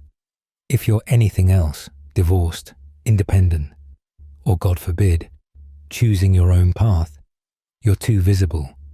Every man feels entitled to comment, proposition, or protect you. She tells you about the other women making their way in this harsh land. There's Doc Sarah, who learned medicine from her father and now tends to injuries that would make Eastern doctors faint. She can't officially call herself a doctor. That's for men only. But when you're bleeding out, nobody cares about her lack of formal certification. There's Chinese Mary, who runs a laundry empire that's really a front for the best information network in 3 territories. You want to know anything about anyone, you talk to Mary. Just bring silver dollars and patience. Then there are the soiled doves, as polite society calls them, though Dusty uses the term with more respect than most. People act like they're just victims or villains, but most are businesswomen making the best of limited options. Take Big Alice at the Crimson Palace. She owns the building, has money in the bank, and plans to retire to San Francisco in 2 years. How many respectable women can say that? You ask about the challenges, and she laughs, but it's not a happy sound. Where do I start? Can't vote, can't serve on juries, can't own property in some territories without a male co-signer. Try getting a bank loan as a woman. They look at you like you're speaking Mandarin. I had to get my foreman to pretend he was the owner just to open an account. Still have to bring him to important negotiations because some buyers won't talk business with a woman. She shares tactics that sound like guerrilla warfare adapted for gender politics. Always carry at least 2 guns. One visible to establish you're armed. One hidden because surprise is a woman's best friend. Learn to shoot better than any man you employ. Respect is earned at the end of a gun barrel out here. Keep detailed financial records because men will always assume you can't do math. Never travel alone if you can help it. But if you must, dress like a man and keep your voice low. And for God's sake, she adds, learn to play poker. Half of business out here happens over cards. They don't expect women to play well, which makes taking their money even sweeter. The conversation is interrupted by a commotion outside. A young woman, maybe 17, is arguing with the sheriff about something. She's clearly upset, face flushed with anger rather than embarrassment. Dusty sighs. That's Jenny Morrison. Husband died last month. Left her with a claim, and his brother's trying to steal it. Perfectly legal. She can't file in her own name, and they're the nearest male relatives.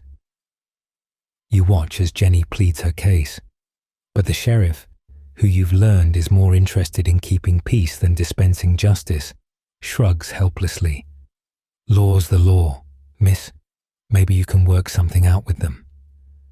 The Morrison brothers, standing nearby with smirks that make you want to punch something, clearly have no intention of working anything out.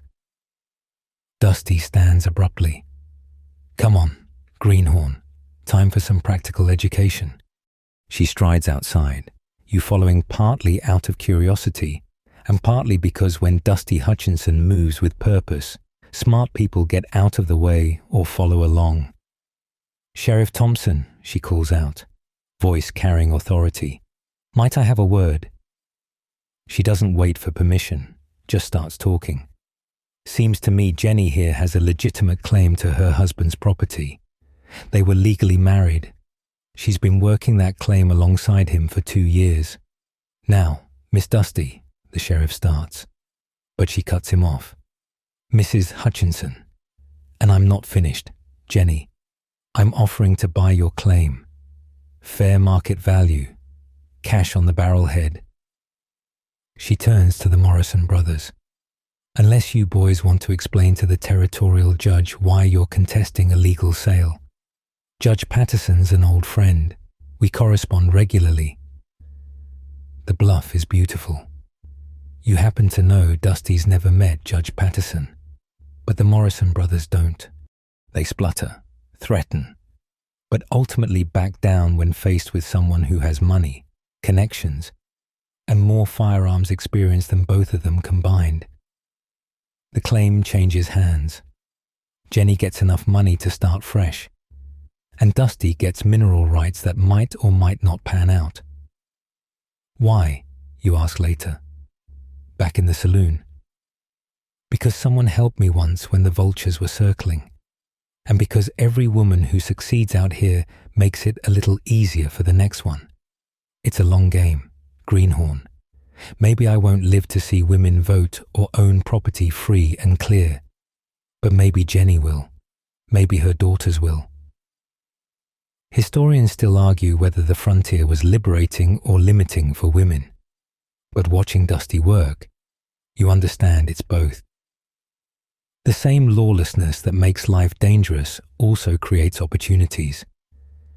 When society's rules are still being written, smart women grab the pen and add their own paragraphs. They might not get credit in the official histories, but they're building something just as surely as any railroad baron or cattle king. As the evening wears on, more women drift into the saloon, some working, some drinking, some conducting business in the corners. Each has her own story of adaptation, survival, and subtle rebellion. You realize the Wild West you thought you knew, all masculine bravado and quick-draw contests, is only half the story. The other half involves women like Dusty, carving out spaces in a hostile landscape, using whatever tools they have, charm, bullets, or sheer stubborn refusal to be erased. Remember this, Dusty says, as she prepares to leave. The frontier might be wild, but it's not just men taming it. We're all out here together, building something new. Might as well build it right. She tips her hat, a gesture both masculine and uniquely hers, and walks out into the night. Spurs jingling with each step. The body swinging from the cottonwood tree has been there since dawn, and by the time you ride into Perdition Wells, the desert heat has already started its grim work. A hand-lettered sign pinned to the dead man's chest reads, "Horse thief," in letters that suggest the sign maker was either drunk or in a hurry. Probably both. Welcome to frontier justice, where due process means they make sure you're actually dead before cutting you down. You're here because mining didn't pan out. Turns out Joseph's tip led to a modest strike that made other people rich while you recovered from your arrow wound. Now you're working as a courier, carrying messages between settlements for people who can't trust the mail service, assuming there even is one. It pays enough to keep you in beans and ammunition, and occasionally provides front row seats to the spectacular dysfunction that passes for law and order out here. Sheriff Briggs meets you at what he generously calls his office, a converted chicken coop that still smells like its former occupants. He's exactly what you'd expect from a frontier lawman. Tired eyes, permanent stubble, and a star that's more tarnished than his reputation. "Got a message?" he asks, not looking up from cleaning his rifle.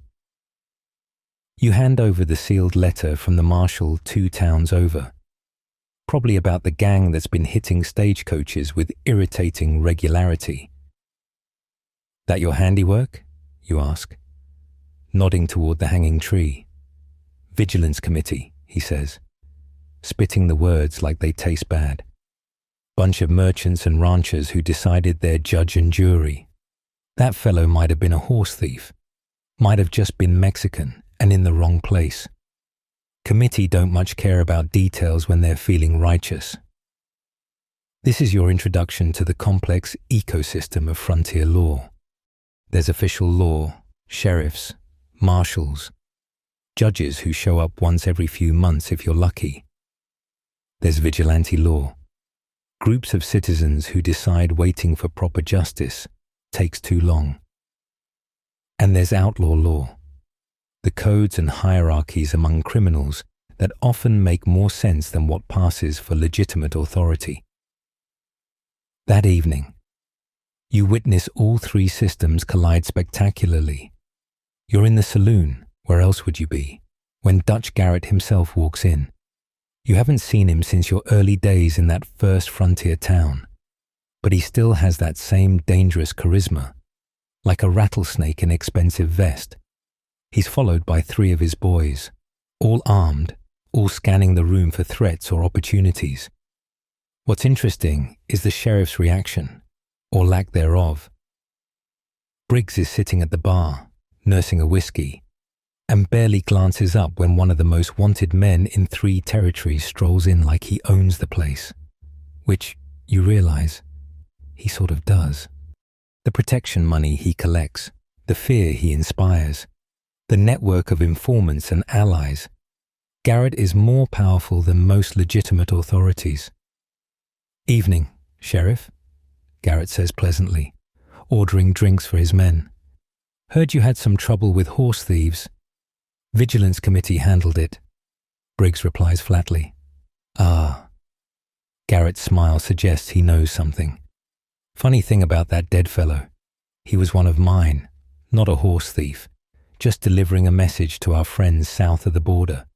Committee got a bit overzealous." The temperature in the room drops 20 degrees. You can see Briggs calculating, 1 tired sheriff against 4 armed outlaws, in a town where half the people pay Garrett protection money. It's not math that works in his favor. "Unfortunate misunderstanding," Briggs says finally. "Very unfortunate, for the committee." What follows is a lesson in frontier realpolitik. Garrett doesn't shoot up the town or call out the vigilantes for a showdown. Instead, he talks to people, spreads the word that the committee made a mistake, suggests that maybe they should be more careful about who they hang. By morning, 2 committee members have decided to visit relatives back east, and the rest are suddenly very interested in due process. You ask Briggs later why he doesn't arrest Garrett. He laughs, but it's bitter. "With what army? I've got 2 deputies. One's drunk more often than not. The other's 16 and scared of his own shadow. Garrett's got 20 men, all killers.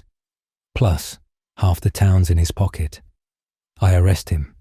I'm dead before sundown. And he's free before midnight." This is the reality of frontier law.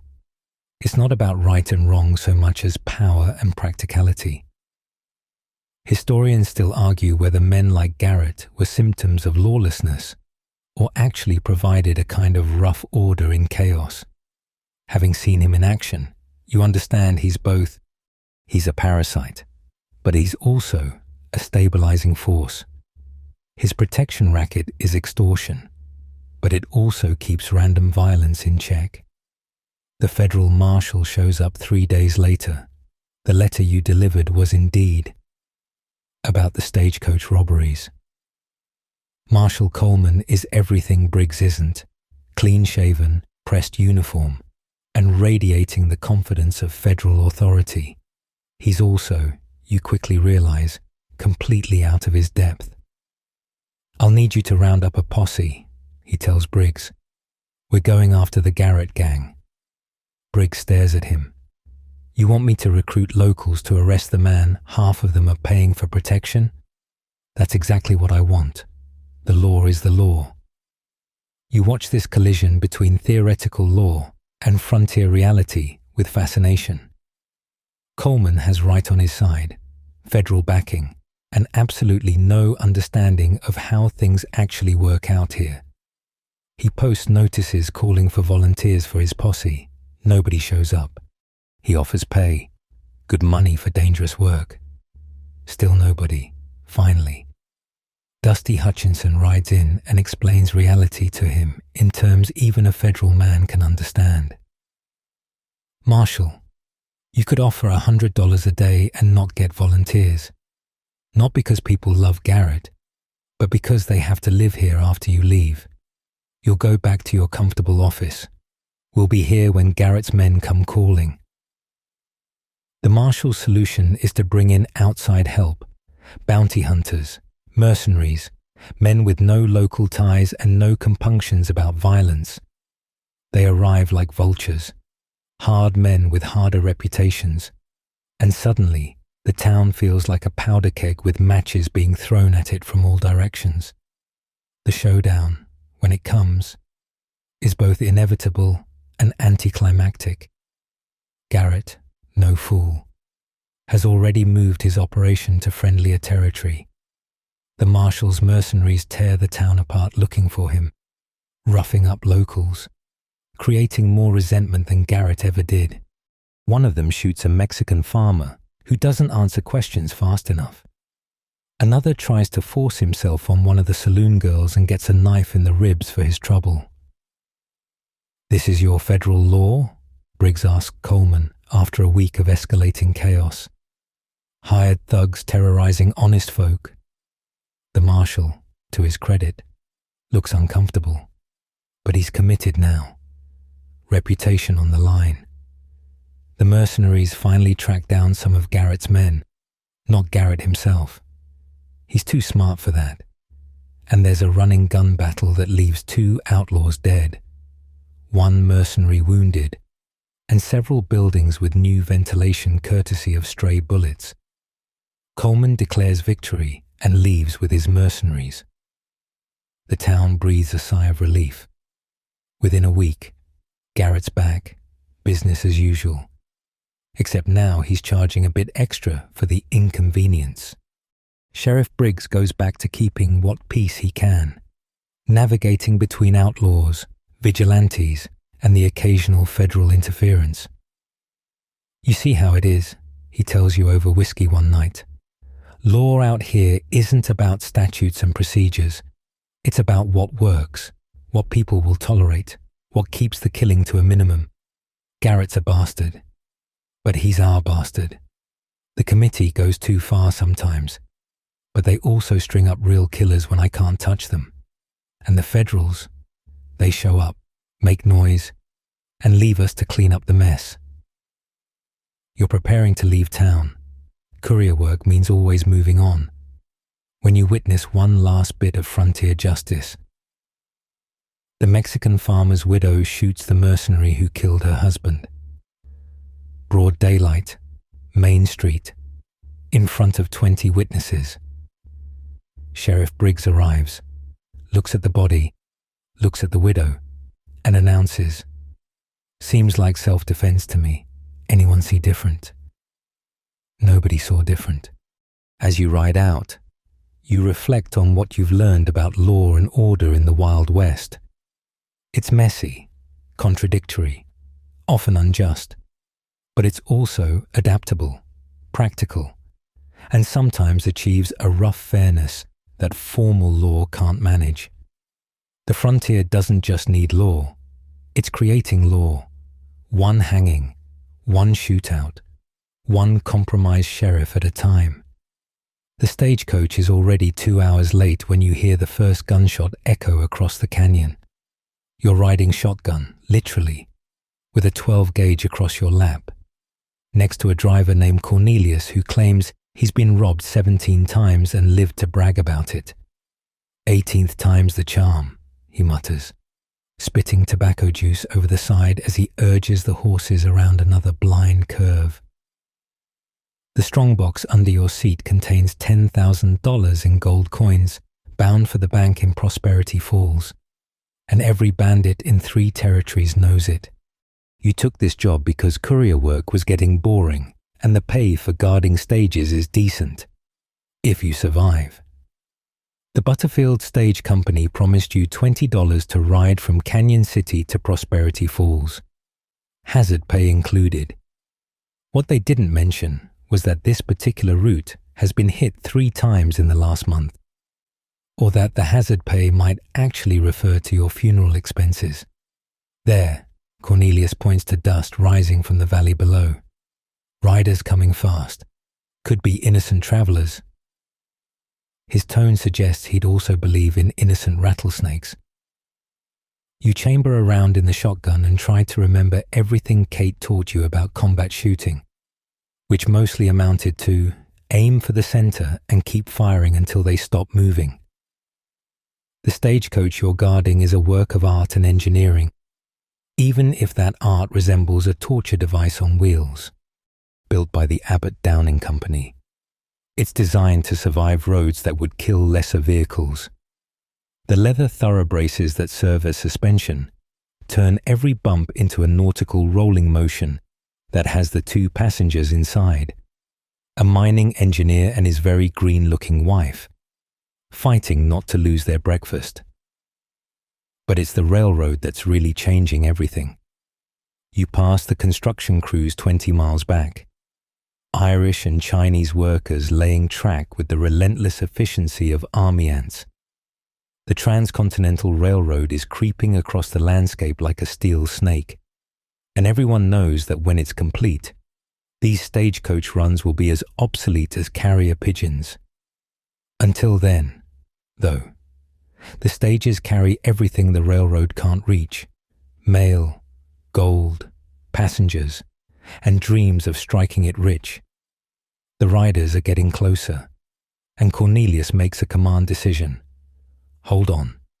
He whips the horses into a dead run, and suddenly you're careening down the mountain road at speeds that would be thrilling if they weren't absolutely terrifying. The coach sways sickeningly on its thorough braces, wheels skittering dangerously close to the edge where the road drops off into a 100-foot ravine. This is when the engineering shows its worth. A regular wagon would have shattered by now, but the stagecoach holds together, joints flexing, wood groaning but not breaking. You're bouncing on the seat like a kernels of corn in a hot pan, trying to keep the shotgun pointed vaguely toward the threat, while also not falling off and becoming road decoration. The robbers, because let's stop pretending they're anything else, split into 2 groups. 3 riders race ahead to cut you off at Skeleton Pass, while 2 more pursue from behind. It's a classic pincer movement, probably orchestrated by someone with military experience. The Civil War scattered trained killers across the frontier like seeds, and some of them found new applications for their skills. Company policy says we stop and hand over the gold, Cornelius shouts over the thunder of hooves and wheels. What do you say? You shout back. Company policy can kiss my mule. This is personal now. The 2 pursuers are gaining, and you make a practical decision about ammunition conservation. You let them get within range, about 30 yards, then give them both barrels. The shotgun kicks like an angry mule, and buckshot spreads in a lethal cone. One rider's horse screams and goes down in a tangle of limbs. The other veers off, clutching his shoulder. First blood to the good guys, though you try not to think too hard about the horse. But now you're heading straight into the ambush at Skeleton Pass, and your shotgun's empty. You're frantically reloading when the mining engineer sticks his head out the window. "Give me a gun," he shouts. You pass him your revolver, hoping he knows which end the bullets come out of. The pass is a natural choke point where the road narrows between 2 rock faces. The 3 robbers have positioned themselves perfectly, 1 on each side of the road, 1 blocking the middle. They probably expect Cornelius to slow down, maybe try to negotiate. They probably don't expect him to yell "Yee-haw" like a maniac and aim the stagecoach directly at the middle rider. It's a game of chicken played with 2 tons of wood, metal, and horseflesh. The robber's nerve breaks first. He yanks his horse aside at the last second, and the stagecoach thunders through the gap like a battering ram. The engineer's wife, apparently made of sterner stuff than appearances suggest, has produced a derringer from somewhere and fires out the window.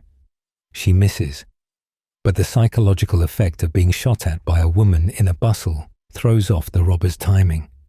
You're through the ambush, but not safe. The robbers regroup and give chase.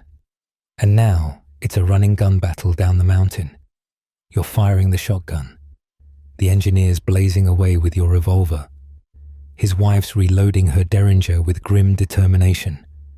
And Cornelius is cursing creatively in 3 languages while whipping the horses to speeds that would make a physicist weep. Then salvation appears in the form of the railroad construction camp. The foreman, a tough Irishman named O'Malley, takes one look at the stagecoach being chased by bandits and makes an executive decision. "Boys," he shouts, "looks like we got some entertainment." Suddenly, you've got 50 railroad workers grabbing rifles, sledgehammers, and anything else that might discourage banditry. The robbers, realizing they're now outnumbered 10 to 1 by men who swing sledgehammers for a living, decide that discretion is the better part of valor. They peel off, disappearing into the hills to rob another day. The railroad workers cheer as you roll into their camp. O'Malley grins, revealing gold teeth. "Nothing personal against you stage fellows, but we can't wait to put you out of business. Until then, though, we're happy to help. Those bastards hit our payroll train last month." You spend the evening in the railroad camp, sharing whiskey and stories with men from a dozen countries. The Chinese workers have their own camp, segregation even in the middle of nowhere, but a few join the party, sharing food that's infinitely better than the usual frontier slop. You learn about the back-breaking work of blasting through mountains, laying track across deserts, building bridges over canyons that seem specifically designed by God to prevent railroad construction. 2 years, O'Malley predicts. Maybe 3. Then you'll be able to ride from New York to San Francisco in comfort. No more of this stagecoach nonsense, bouncing your kidneys loose while bandits take potshots at you. The engineer, slightly drunk on railroad whiskey, waxes poetic about progress. The railroad will civilize the frontier. Towns will spring up along the tracks. Law and order will follow commerce. The savage wilderness will be tamed. Cornelius snorts. Heard the same thing about the telegraph, the mail service, and the cavalry. Frontier's got a way of staying wild, no matter what civilization throws at it. Historians still argue whether the railroad killed the Wild West or just changed its nature.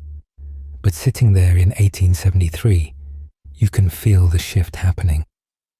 The stagecoach you're guarding represents the old way, dangerous, personal, depending on individual courage and luck. The railroad represents the new, corporate, efficient, unstoppable, soon. Robbing a train will require more than 6 men with revolvers. It'll need planning, explosives, maybe an inside man. The next morning, you complete the run to Prosperity Falls without further incident. The bank manager nearly weeps with relief when you deliver the gold intact. Your $20 feels well earned, especially the hazard pay portion. The engineer and his wife, no longer green but veterans of frontier travel, shake your hand warmly. "Most exciting trip of our lives," the wife says, "though once was quite enough." As you watch them disappear into the hotel, Cornelius offers his assessment. Give it 5 years, and this'll all be train tracks. No more stages, no more road agents, no more adventures, he spits thoughtfully. Course, they said the same thing about the steamboat killing river piracy. Criminals adapt, same as everyone else. There'll always be men willing to take what ain't theirs, whether they're robbing stages or trains or whatever comes next. You're about to respond when you hear a familiar train whistle in the distance. The railroad's coming, sure as sunrise, bringing change at 20 miles per hour. But for now, the stagecoach is king of the frontier roads, and you're $20 richer for helping keep it that way. Tomorrow you'll find other work, other adventures. The Wild West might be changing, but it's not done with you yet. The Longhorn stares at you with the kind of malevolent intelligence that makes you question every life choice that led to this moment. You're supposedly helping drive 2,000 head of cattle from Texas to Kansas, but right now, you're mainly trying not to get impaled by an animal that has apparently taken personal offense to your existence. The beast's horns span 6 feet tip to tip, and it outweighs you by about half a ton of pure mean. Don't show fear, advises Cookie, the camp cook who doubles as physician, philosopher, and font of questionable wisdom. They can smell fear, also stupidity, which might be your bigger problem. He's watching from the safety of his chuck wagon, wooden spoon in hand like a maestro's baton, clearly enjoying your predicament. You joined this cattle drive because, after your stagecoach adventures, you figured how hard could herding cows be. The answer, you're discovering, is somewhere between impossibly and are you completely insane? The trail boss, a weathered Texan named Josiah Briggs, no relation to the sheriff, hired you for the princely sum of $30 a month plus food. What he didn't mention was that food was a generous term for what Cookie produced, and the job would require skills you definitely don't possess. Your fellow cowboys are a mix that would make a sociology professor weep with joy or terror. There's Miguel, who knows more about cattle than you know about anything, and switches between Spanish, English, and pure profanity with poetic fluidity. There's 2 former slaves, Marcus and Jerome, free men now making better wages than they ever dreamed of and still getting used to the idea. There's a kid everyone calls Boston because that's where he claims to be from, though his accent suggests he's never been north of Arkansas. And then there's Charlotte, though everyone calls her Charlie and pretends not to notice that she's obviously a woman dressed as a man. She rides better than any of them, ropes like she's got a personal agreement with gravity, and nobody asks questions because she pulls her weight and then some. The frontier, you're learning, has flexible ideas about identity when competence is involved. The daily routine of a cattle drive is equal parts monotony and chaos. You wake before dawn to Cookie banging a pot and cursing the day, the cattle, and everyone's parentage in creative combinations. Breakfast is coffee strong enough to float a horseshoe and biscuits that could serve as weapons in a pinch. Then it's into the saddle for 12 to 15 hours of eating dust, chasing strays, and trying to convince 2,000 longhorns that walking north is a good idea. See, the thing about cattle, Miguel explains on your 3rd day, after you've lost the same group of steers for the 4th time, is they're stupid, but they're not dumb. They know we're taking them somewhere they don't want to go, so they resist with every fiber of their being. He demonstrates by expertly cutting off a steer trying to break for freedom. The trick is to be more stubborn than they are. The cowboy code reveals itself through daily interaction. Never ride behind another man without announcing yourself. Surprising someone on horseback is a good way to get shot. Always hobble your horse before sleeping. A man on foot in cattle country is as good as dead. Share your tobacco if asked. Help anyone in trouble. And never, ever complain about the food where Cookie can hear you. That last one you learn the hard way when you make an innocent comment about the beans tasting like they were cooked in boot leather. Cookie's revenge is swift and terrible. Your portions get smaller. Your coffee gets weaker. And somehow, you always end up with the burnt bits. It takes 3 days of abject apology and helping with dishes before he forgives you. The first stampede happens on a clear night when everything seems peaceful. You're on night watch, riding slow circles around the sleeping herd, humming tunelessly because cowboys swear singing keeps cattle calm. Then lightning flashes on the horizon, not even close, just a flicker of light, and suddenly 2,000 longhorns are on their feet and running like hell itself is chasing them. "Stampede," someone screams, which is like yelling fire in a burning building. Accurate, but not particularly helpful. Your horse, thank God, knows its business better than you do. It races alongside the thundering herd, while you hold on and pray to deities you didn't know you believed in. The sound is indescribable. Thousands of hooves hitting earth, horns clashing, cowboys yelling, all mixed into a roar that drowns out thought. The strategy, insofar as panic allows strategy, is to turn the leaders, make the herd circle back on itself until it runs out of steam. Easier said than done when you're riding at full gallop in darkness, dodging prairie dog holes and trying not to think about what happens if your horse stumbles. Charlie appears out of nowhere, riding like a demon, and together you manage to turn the lead steers, slowly, agonizingly. The stampede becomes a mill, cattle running in circles until exhaustion takes over. Dawn reveals the cost. 50 head lost, scattered across the prairie. 2 cowboys injured, one with a broken arm from his horse stepping in a hole, another with ribs cracked from getting sideswiped by a panicked steer. Your horse is lame. You're covered in bruises you don't remember getting. And everyone looks like they've aged 5 years in one night. "Could have been worse," Briggs says, surveying the damage. "Nobody died. Most of the herd's intact. We'll spend today gathering strays." He assigns teams. And you end up with Marcus, whose steady competence makes your fumbling attempts at cowboying less embarrassing. First stampede's always the worst. Marcus tells you as you search for wayward cattle. After this, you'll know what to expect. He shares his own story. Born into slavery in Alabama, freed by the war, drifted west because anywhere was better than where I was. Found work with cattle because, as he puts it, cows don't care what color you are as long as you can rope. The social dynamics of the drive are complex. There's a hierarchy based on skill, not birth. Miguel, despite being Mexican in a time when that carries significant prejudice, is segundo, second in command, because he's the best cowboy Briggs has ever seen.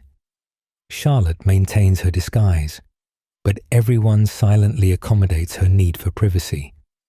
The former slaves work alongside men who might have fought for the Confederacy, united by the shared misery of trail life. Out here, Cookie philosophizes one evening, stirring a pot of something that might generously be called stew. A man's worth is what he does, not who he was. Course, that only lasts till we hit town. Then everybody remembers their prejudices. It's a cynical observation, but accurate. The democracy of the trail doesn't extend to civilization. You learn to read the weather like scripture. Watching for the building thunderheads that spell trouble, you learn that cattle have personalities. Some steers are natural leaders, others are troublemakers, and a few seem determined to die in creative ways. You learn to sleep in the saddle, eat while riding, and perform personal hygiene with a bandana and good intentions. The Indian encounter everyone's been dreading comes near the Cimarron River. A band of Comanche appears on a ridge, watching the herd with interest that could go either way. Briggs, showing wisdom born of experience, doesn't circle the wagons or prepare for battle.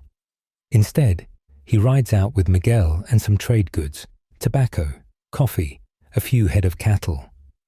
It's a toll, he explains later. They let us cross their land. We pay for the privilege, cheaper than fighting and losing half the herd.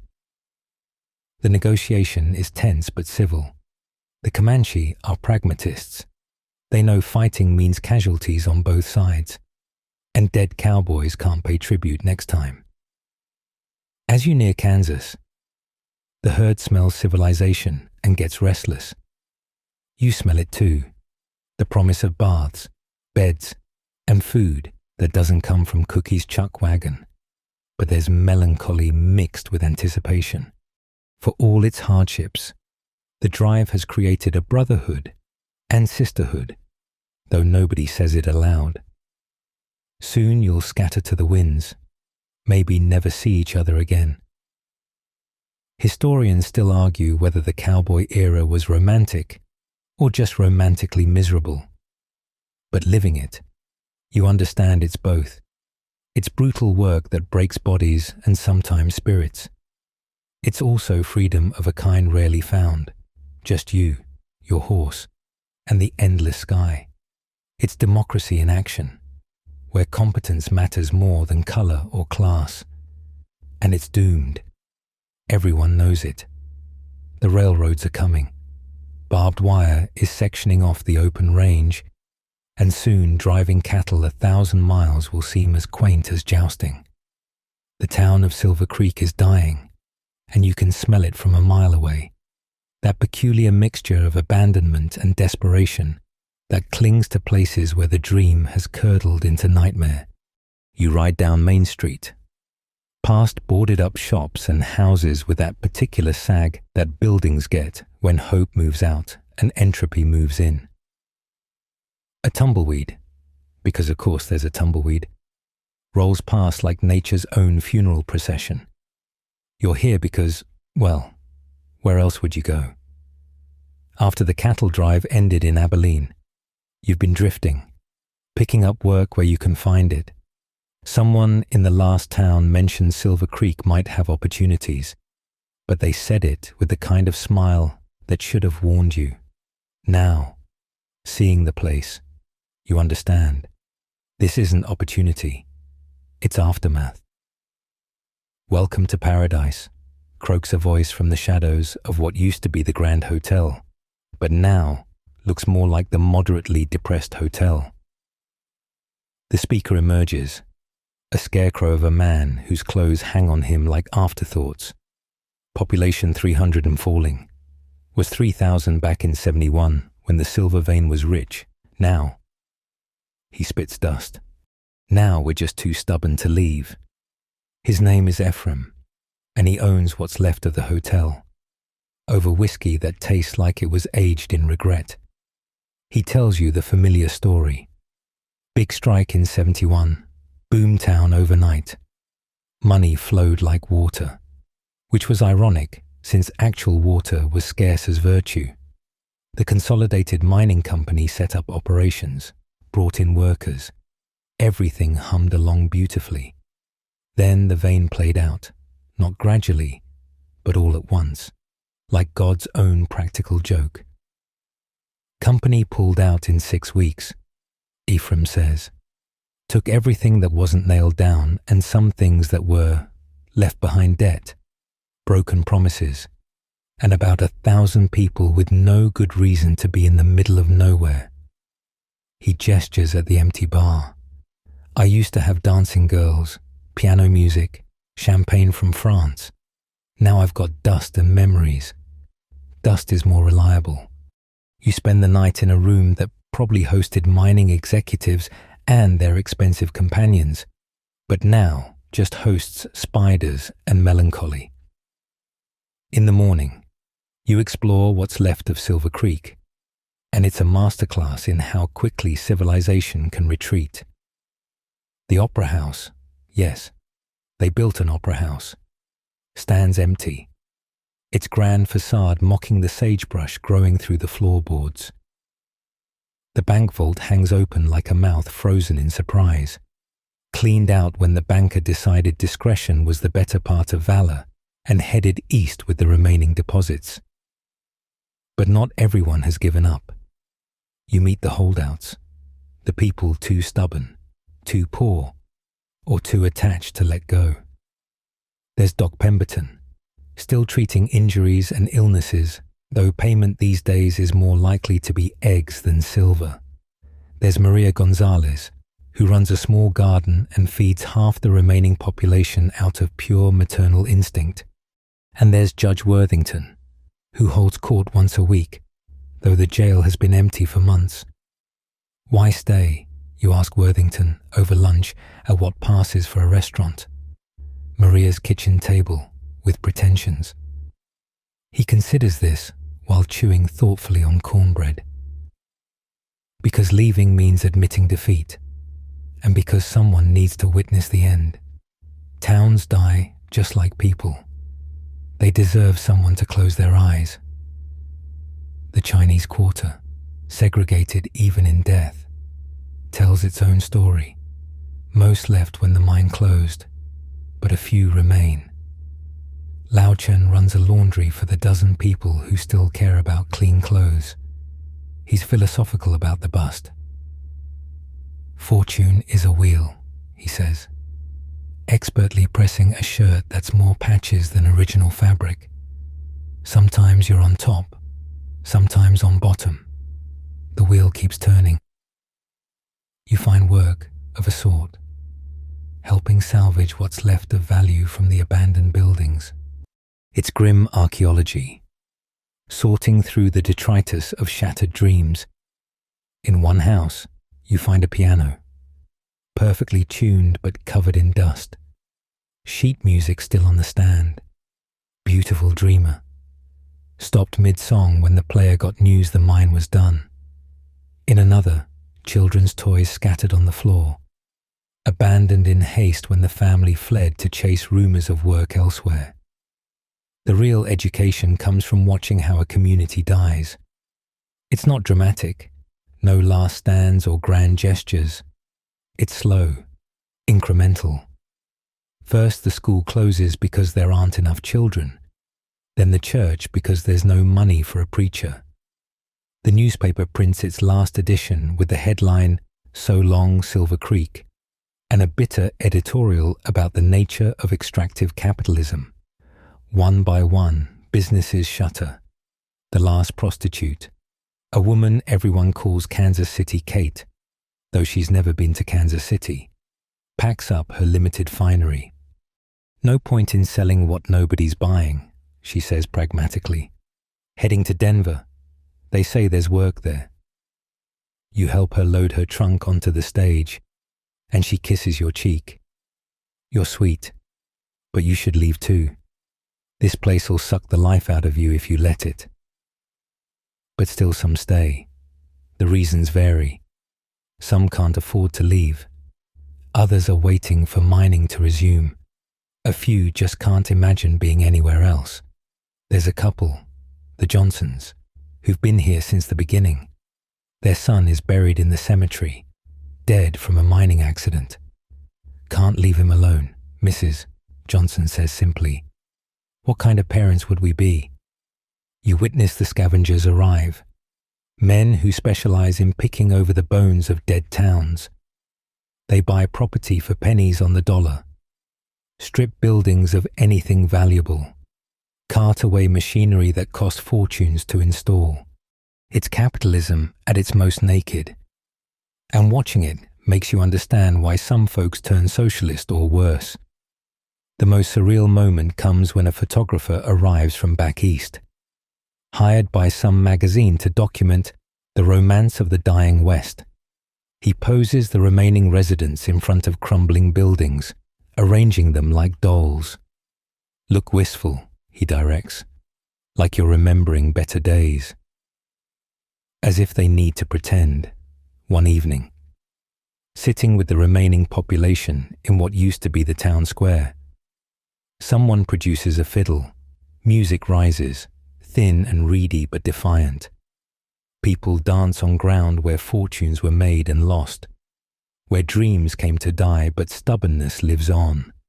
It's beautiful and heartbreaking and absolutely pointless, which makes it absolutely human. Historians still argue whether boom towns were symptoms of American ambition or American greed. But living in one as it gasps its last, you know it's both. The same impulse that builds a theatre in the middle of nowhere also abandons it when profit disappears. The frontier is littered with silver creeks, places that blazed bright and burned out, leaving only foundations and gravestones to mark their passing. You stay longer than you intended, partly because even dying towns need witnesses, and partly because leaving feels like admitting something you're not ready to face. But eventually, the stage comes through heading somewhere, anywhere else, and you climb aboard. As Silver Creek shrinks behind you, you see Ephraim standing in front of his hotel, still waiting for guests who'll never come. The last thing you see is the cemetery on the hill, growing faster than the town ever did. Soon, it'll be all that's left. Rows of wooden markers slowly returning to earth, names fading until even the dead are forgotten. The Wild West is full of such places, monuments to ambition and warnings about the price of dreams. But that's tomorrow's archaeology. Today, you're moving on, carrying Silver Creek's story with you like dust in your clothes. Another town waits ahead, maybe booming, maybe busting, certainly promising more than it can deliver. That's the frontier way. And you're frontier people now, for better or worse. You're 63 years old, sitting on the porch of a boarding house in Denver, when the young newspaper man finds you. The year is 1912, and he wants to interview one of the last surviving pioneers of the real Wild West for some anniversary article. His eager face and store-bought clothes mark him as someone who thinks the frontier was all romance and adventure. So you pour yourself another whiskey, prohibition be damned, and prepare to disappoint him. "Tell me about the gunfights," he says, pencil poised over his notebook like he's about to capture lightning. "The showdowns at high noon, the quick draw contests." You laugh, and it turns into a cough that reminds you of all the dust you've eaten, all the smoke you've inhaled, all the years that have carved themselves into your lungs.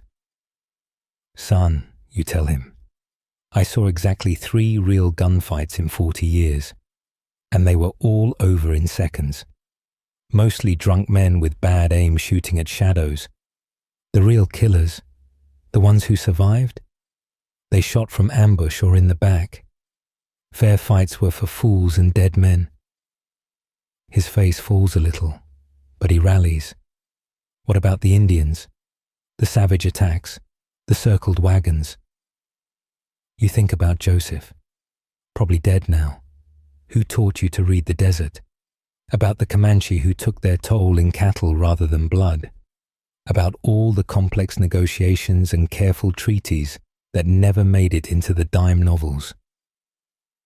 Indians were people. You say simply, some good, some bad, most just trying to survive while we took everything they had. The real savagery. That was usually on our side. You can see him struggling with this, trying to fit it into his preconceived narrative. Good luck with that, boy. You tell him about the real Wild West, the one that smelled like horse shit and tasted like alkali dust, about how most people died from disease, accidents, or their own stupidity rather than bullets, about the boredom that stretched between moments of terror, the way frontier towns were equal parts hope and grift, the casual cruelty that came from too many desperate people in too small a space. But surely, he insists, there was nobility in taming the wilderness, in bringing civilization to savage lands. You look at him, this soft boy who's never gone 3 days without water, never seen a friend die from gangrene, never watched a town strangle on its own failed dreams. Civilization, you repeat, tasting the word like spoiled meat. Is that what we brought? Let me tell you about civilization. You tell him about the mining companies that poisoned rivers and left mountains of toxic waste, about the cattle barons who fenced off land that had been free for centuries, about the way the railroad brought prosperity to some and ruin to everyone else, about how progress usually meant someone getting rich off someone else's suffering. You explain how the Wild West died, not in some grand battle but by degrees. Barbed wire killed the open range. The railroad killed the isolation that made frontier justice necessary. Corporate agriculture killed the small rancher. Law and order arrived not with brave sheriffs, but with property lawyers and land speculators. I watched it all change, you tell him. Saw automobiles replace horses, telephone lines replace the Pony Express. Watched them dam the rivers and drain the wildness right out of the land. Now they're making moving pictures about cowboys and outlaws. And it's all wrong. They've got it cleaned up and prettified, turned into myth before the truth's even cold in the ground. The young man scribbles furiously, probably editing your words even as you speak them. He wants heroes and villains, clear moral lines, the triumph of good over evil. You're giving him human complexity and compromise, and you can see it doesn't fit the story he came to write. Who was the most dangerous man you ever met? He asks, clearly hoping for some legendary outlaw name. You think about it. Garrett with his calculated violence, Cherokee Bill with his hair-trigger temper, various killers and thieves whose names have blurred together. Probably a banker in Abilene. You finally answer. Never shot anyone, far as I know, but he foreclosed on more families, destroyed more lives with his pen than any gunslinger did with bullets. Legal killing, you might say. That's your civilization right there. You tell him about the people who really mattered. Cookie keeping morale up on the trail. Maria feeding whoever was hungry regardless of their ability to pay. Doc Sarah saving lives with knowledge and whiskey. Dusty building her empire through sheer will. The quiet heroes who never made the headlines but kept people alive and sane. The thing about the frontier, you say, whiskey loosening your tongue and memories, is that it stripped away pretense. Out there, you learned what you were really made of. Some folks discovered they were heroes. More discovered they were cowards. Most of us learned we were just human, capable of both kindness and cruelty, depending on the day and the desperation. The afternoon wears on, and you share more stories. Watching his expression shift from excitement to confusion to something that might be understanding. You tell him about friends lost to violence, disease, and distance, about loves that burn bright and brief as prairie fires, about the peculiar freedom of living without a safety net and the terrible price of that freedom. But was it worth it? He asks finally. All the hardship, the danger, the suffering. Was the Wild West worth it? You look out at Denver's paved streets, electric lights beginning to flicker on as evening approaches. Somewhere in the distance, a train whistle blows, on schedule, predictable, safe. You think about Silver Creek, ghost town now, bones bleaching in the desert sun, about all the graves marked and unmarked, all the dreams that fertilize the prairie grass. Worth it? You laugh again, softer this time. Son, that's not how history works. It wasn't good or bad, worth it or not. It just was. We were there. We did what we could to survive. And now it's gone. The Wild West you want to write about, all noble and clean and simple. That never existed. What we had was messier, meaner, more complicated. But it was real. You stand, joints protesting with 40 years of accumulated damage. The interview is over, though the boy probably doesn't realize it yet. You'll write what you want to write, you tell him. make heroes of killers and saints of whores, probably. Turn the whole bloody mess into entertainment. That's what civilization does. Takes the truth and makes it comfortable. As you head inside, you turn back one last time. But if you want to honor what really happened, remember this: we weren't special. We were just people trying to make our way in a hard land during a hard time. The courage wasn't in facing down outlaws at high noon. It was in getting up every morning and facing another day that was trying its level best to kill you. The real Wild West was about endurance, not glory. You leave him there with his notebook and his myths, knowing he'll write the story his readers want, adventure and romance and clear moral victories. But you've told the truth, or as much of it as whiskey and memory allow. The Wild West is dead. Long live the Wild West. At least the myth is prettier than the reality. Inside, you pour another drink and toast the ghosts, Joseph and Cookie, Dusty and Dutch, Sheriff Briggs and Cherokee Bill, and all the others who lived and died in that unforgiving land. They deserve better than dime novel legends, but they'll take what remembrance they can get. The frontier is closed, officially and actually. The wild places have been mapped, tamed, turned into tourist attractions. But sometimes, late at night, with whiskey on your tongue and desert dust in your dreams, you can still taste that terrible freedom, can still remember when the edge of the world was just a day's ride away, and every sunset might be your last.